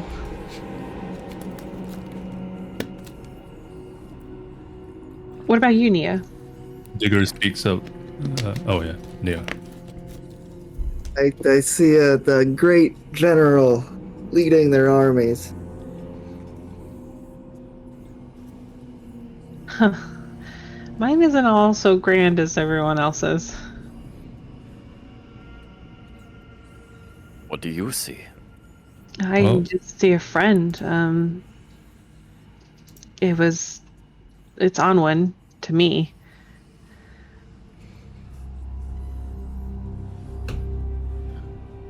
And what do all of these things represent to us?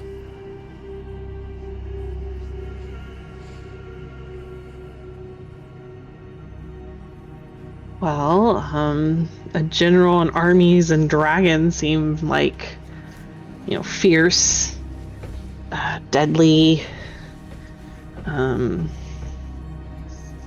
strong. But I don't know how Onwin is like a dragon or like a general.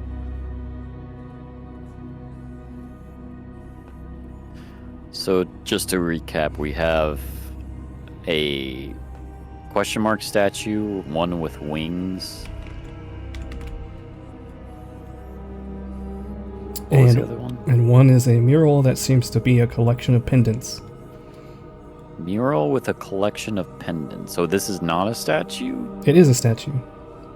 A statue of a mural with a collection of pendants. It's like a sculpture of like a. Yeah, I mean, a mural is the best way I can describe it.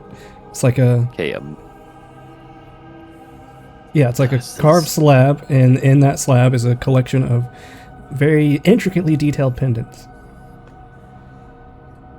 okay, so pendants, question mark, angel?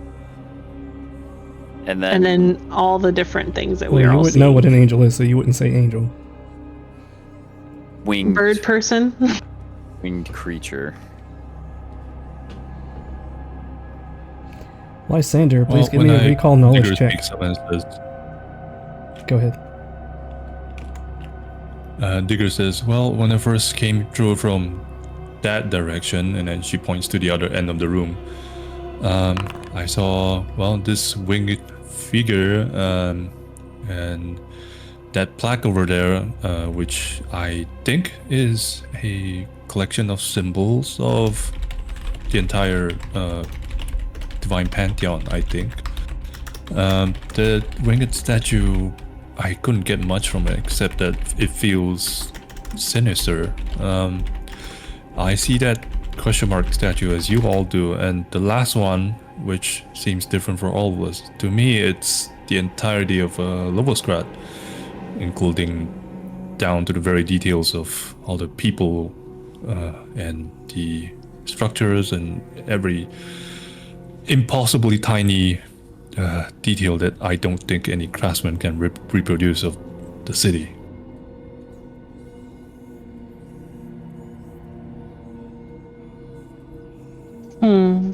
I think you're right, Lysander. What is the common thread?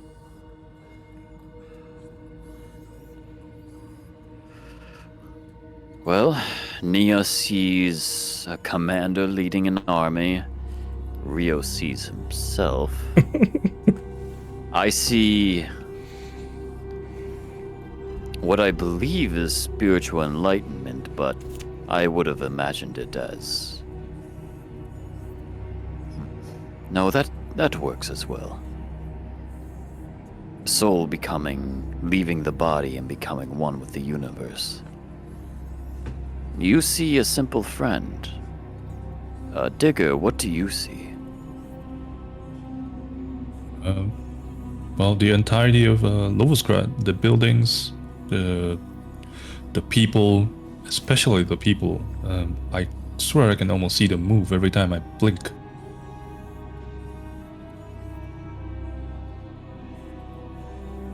So, I suppose something idealistic, something... Obviously very symbolic. The dragons and the general definitely goes together. I guess, what does enlightenment mean to you?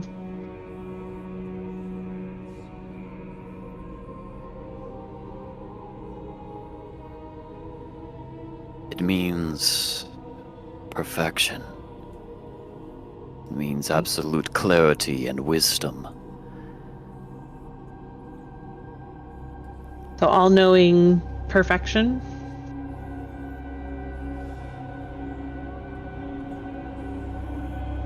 And then I hesitate to ask Rio, what does seeing you have to do with this? I don't know. It's just me standing still with my arms crossed. I don't know what else to tell you. I don't see anything different from that statue compared to what I look like now.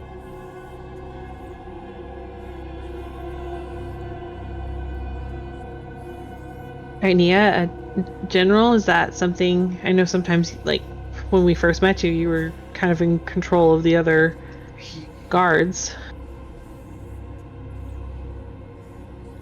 I don't know. A symbol of strength is all I can think. Armies represent power in the world. And I think that goes with the dragon. We know that they also would probably be very powerful and strong.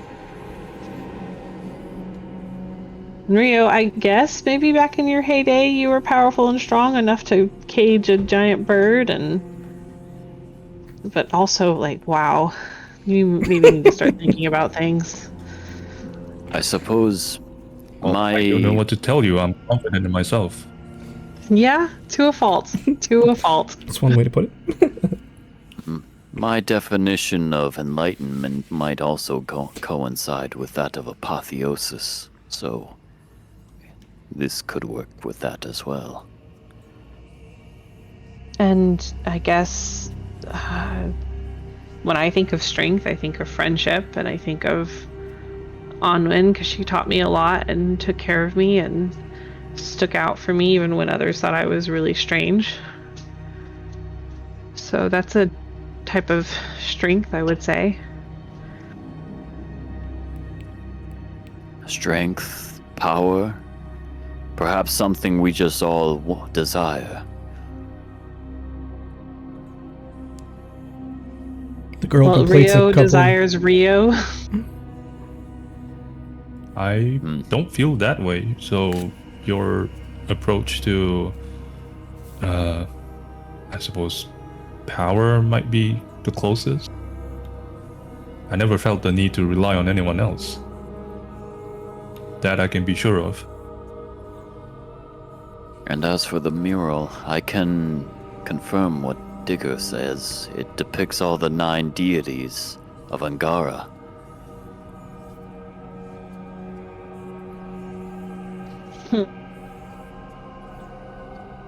Okay, so we have a winged human-ish thing, a question mark, our versions of strength or power, and then representing amulets for the gods. A winged Digger says, creature. well, if it helps, that the plaque on that this ever-changing statue, it's written in Cyclopean. I can't explain how I know that. I only knew that when I first started reading it, and it reads "Thy heart's truest desire." Our heart's truest desire. And Under then as the- Rio hears that, he says, Under the 4th one? Doesn't paint you in a very flattering light there. Yeah, does it really does. Well, Rio says, well, now that she says that, I do want to be healthy and happy and not frustrated as I am now. And, well, the statue's expression does feel a lot more aloof than mine, and he seems, untarnished. Perhaps, Rio, your desire is not so different from mine, but while you seek perfection in the body, I seek to escape the bonds of the mortal.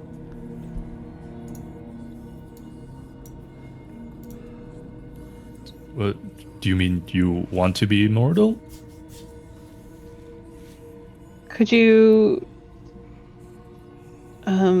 while y'all are thinking that through, do we need to look at the other statues to see if there's maybe clues to their purpose?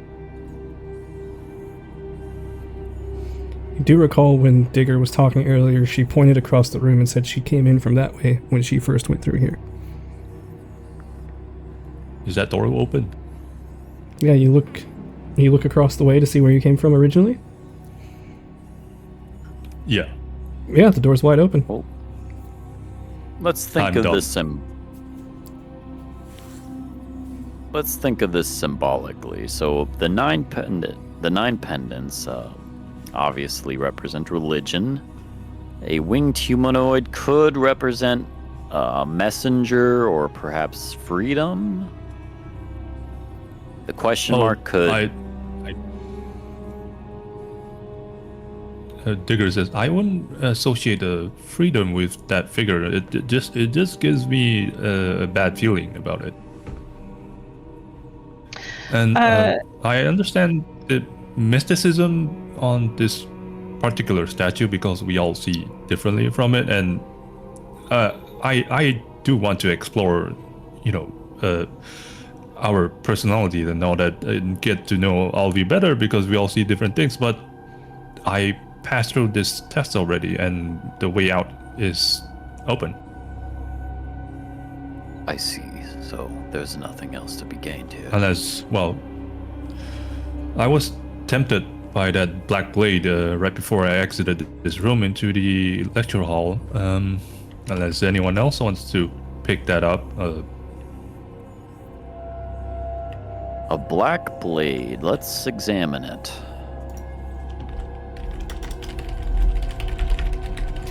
Yes, as you approach it from this side, you see that once again there is a plaque at the base of this pedestal housing this sword. And the plaque says this: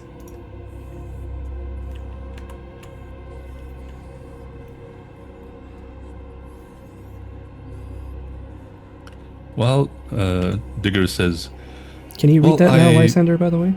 ignored it. What's that? I said, can you read that? Now you can read it. Oh. Herein rests the ultimate weapon. Digger says, oh, well, I didn't quite believe in that. That seems a bit reductive, condensing that concept into a single, physical sword. But I didn't want to waste too much time, so I moved on from it. Well, if it is the ultimate weapon, it must be magical. I'll attempt to read order on it. Yes, there is magic to the blade. And according to the trials, the voice of the trials when I passed through it, it seemed to imply that Rio long ago made the same choices, such as ignoring this weapon and making similar choices that I did in the trial.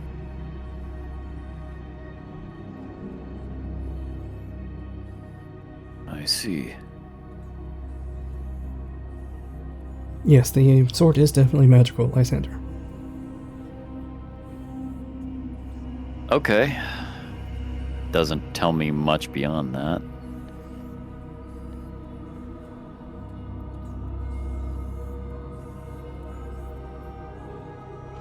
We would have to try to identify magic, and that will be a whole other thing. Yes. And if it's the ultimate weapon, it'd be, I don't know, level 20, so good luck identifying it. Or guarded very well to be picked up anyways.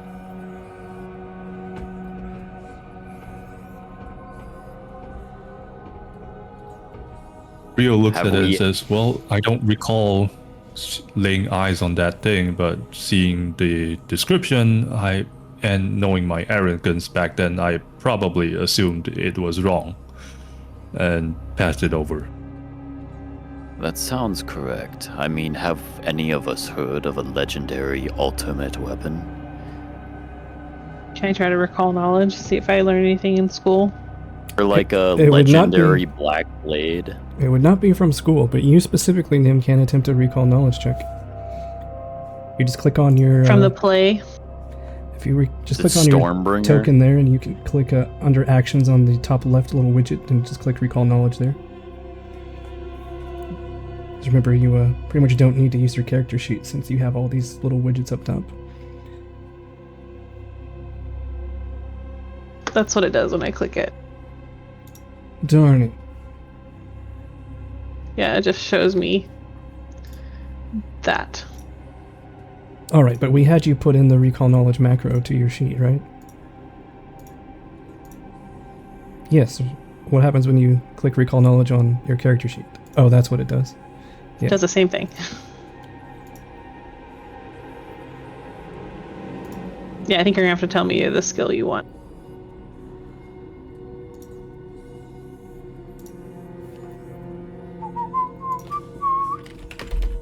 I thought we fixed this.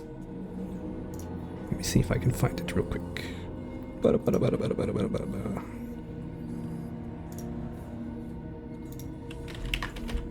Okay, well, I'll mess with it later. Give me a secret, either occultism or society check.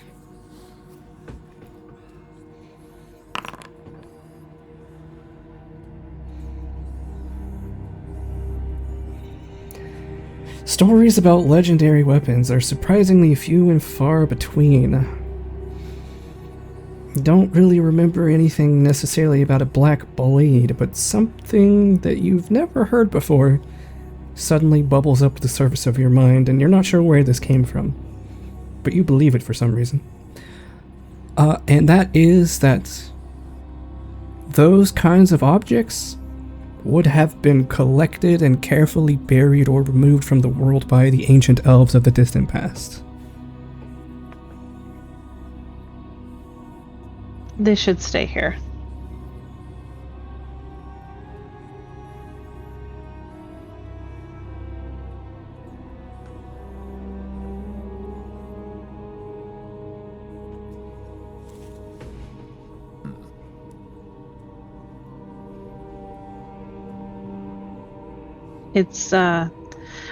I mean, I don't know much about specifically this thing, but it seems like something that the ancient elves would want off the market, so to speak. Oh, if only I could cast 9th rank object reading on it. Oh, the lore. Yes, if only we were level 17 already. Yes. Lore. And Digger whips out her sketchbook and sketches the design of the black blade and tries to analyze it now that she has a little bit more leisure. Yeah, Dicker, What do go you ahead and give me a perception check.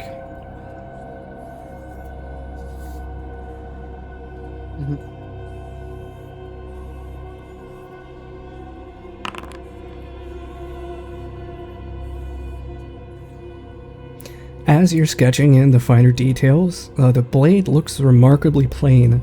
I mean, it's made out of some sort of black metal that you can't quite tell what it is, but you notice that on the blade itself are a couple of runic designs that you didn't notice before on your way through here. And she's gonna sketch out the runes in another section of her sketchbook to make a clearer note about it, so that potentially someone else can read it if she can't. What were you going to say, Ben? I was gonna ask what Nia thinks.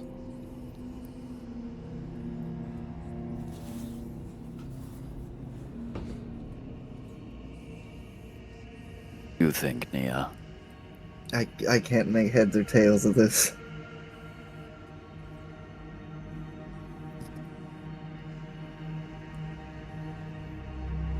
Very well. I suppose we should just move on, since this place has already been solved.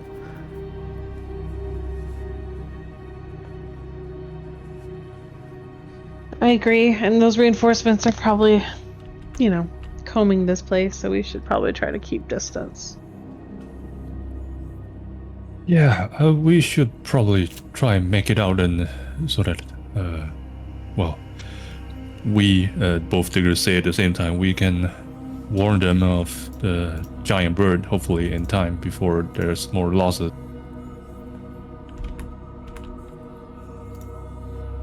Alright, let's go.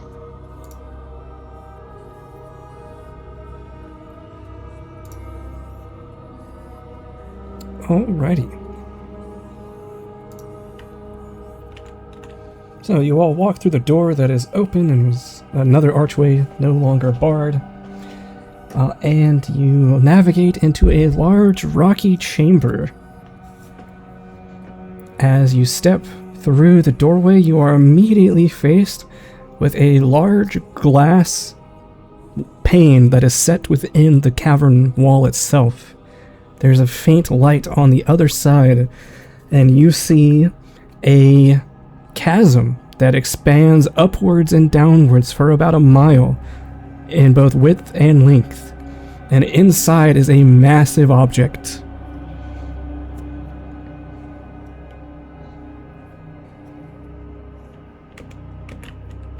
A massive, unusual object.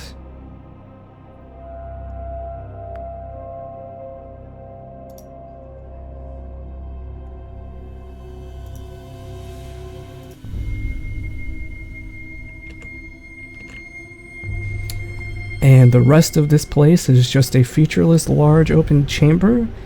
And because Lysander's been spamming a light, you can see that the only way out is a tunnel in the ceiling at the very far side of this room. And it is about 9 meters in the air. Or about 30 feet.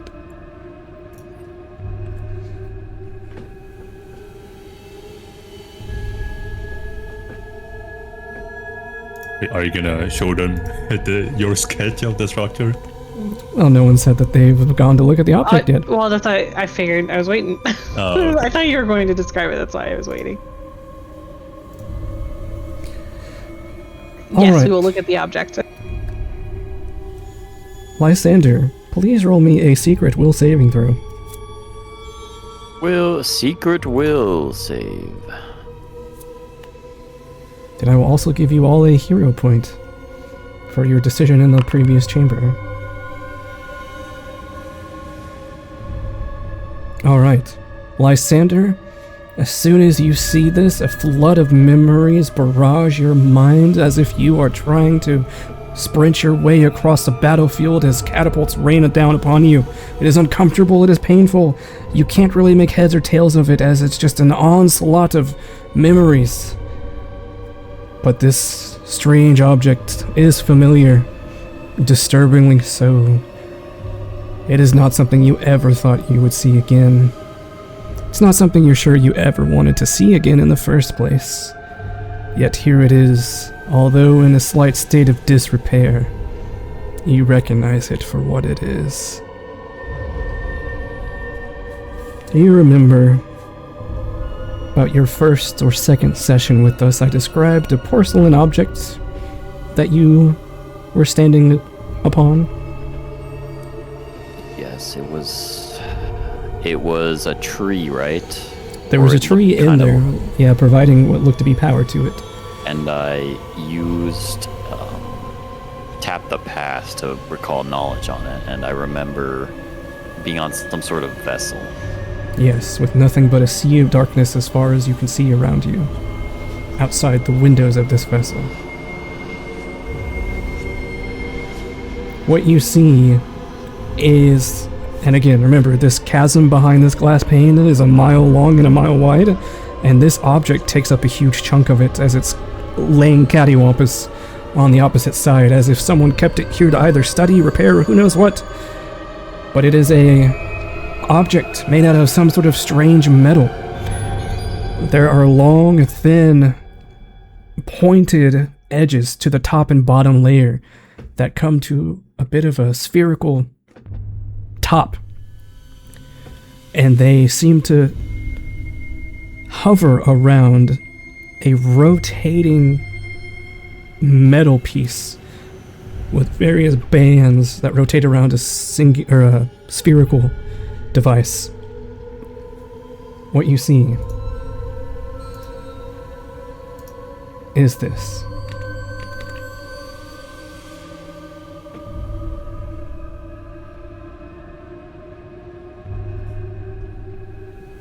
Interesting. Whoa.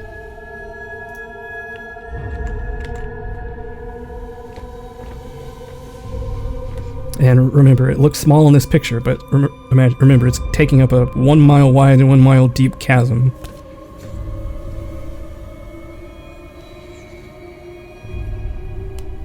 Exactly, Ben. Okay, so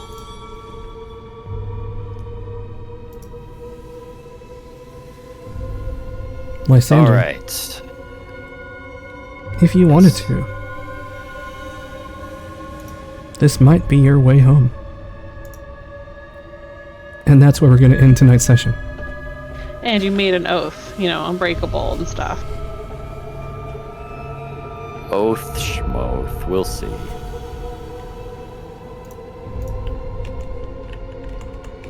But, I mean, it might be something I'm willing to do anyway. But gosh, I mean, I don't even know what I'm looking at. It's 2 crescent things. 2 crescents orbiting a central spherical device of some kind. The device itself has rotating metal bands around it. And it takes up a mile wide and mile deep cavernous space. Alright, I take it back. I'm glad you guys want for truth. This is It was cool. worth it. Hey. You guys want to see the side view of this thing that Aylor sent me? Yes, please post that. I decided to try to get a real image. Because I was ashamed of my own drawing. Yeah, that's So pretty... Digger already saw this. Yeah, Digger had to With pass through your this. trial. But yeah, this is what it looks like on the side. The image in Foundry is what you see if you're looking at it from like above. Oh, that's... Yeah, and that looks more like a starship to me. What's that? Taylor's drawing looks more like a starship. Well, I mean... It looks like... The concept of a starship has been around. It's just... In olden times, it was literally in their imagination a ship that was going into stars. I bet you the little girl that you guys are toting around could draw a piece like this. Probably, yeah. That's how good my art skills are, guys. I actually really dig, like, medieval star travel aesthetic. So yeah, I fed my original description of this drawing that I sent to Kyler into AI, and this is the closest it could get. So I was like, fuck it, that's good enough. Yeah, your drawing looks like 2 spoons holding like bugs that are flying around, or like 2 maracas. Thank you. I thought it was a burger being distorted by a black hole. Oh, I can see that too, yeah. Like the buns getting stretched. See, the one on Foundry is so much better. Oh, I forgot to give you guys XP. This is the quintessential spaceship, in my opinion. Well, Nim didn't say that, but I had clicked on her because I was editing her character sheet.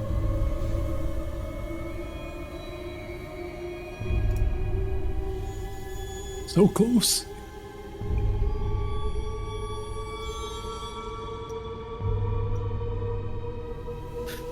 Alright, I gotta get to bed, but thanks for the session. No See problems. you guys next time. Everyone good for next week? Yeah, should be so far. Alright. Well, don't forget to add 100 I should XP, be. and we'll see you all next week for Lysander 2. Oh? What? We're level 7 or 6, I think. You I'm are not. level 6, yeah. Oh, I'm level 6, so you guys are not. After you take a long rest, of course. Just Yes, rub of it in. I didn't know I had more Does XP. Rio get an 8 XP? Of course he does. Rio gets the same XP as everyone else now. Okay. All right, night, everybody. Good Good night. session. Be thinking of all sorts of weird things to say to people next session as you have this epiphany, Lysander. Oh, sure. I mean, if you want to work with me and having like alien law words to say, All right. We come in peace. you can message. Yeah, we come in peace. I'm literally like a blue guy from the. So, Attack of the Martians, or something like that. No, I'm from Neptune, actually. Coneheads, I don't know, something. Bye. Good night, everybody. All right, bye bye.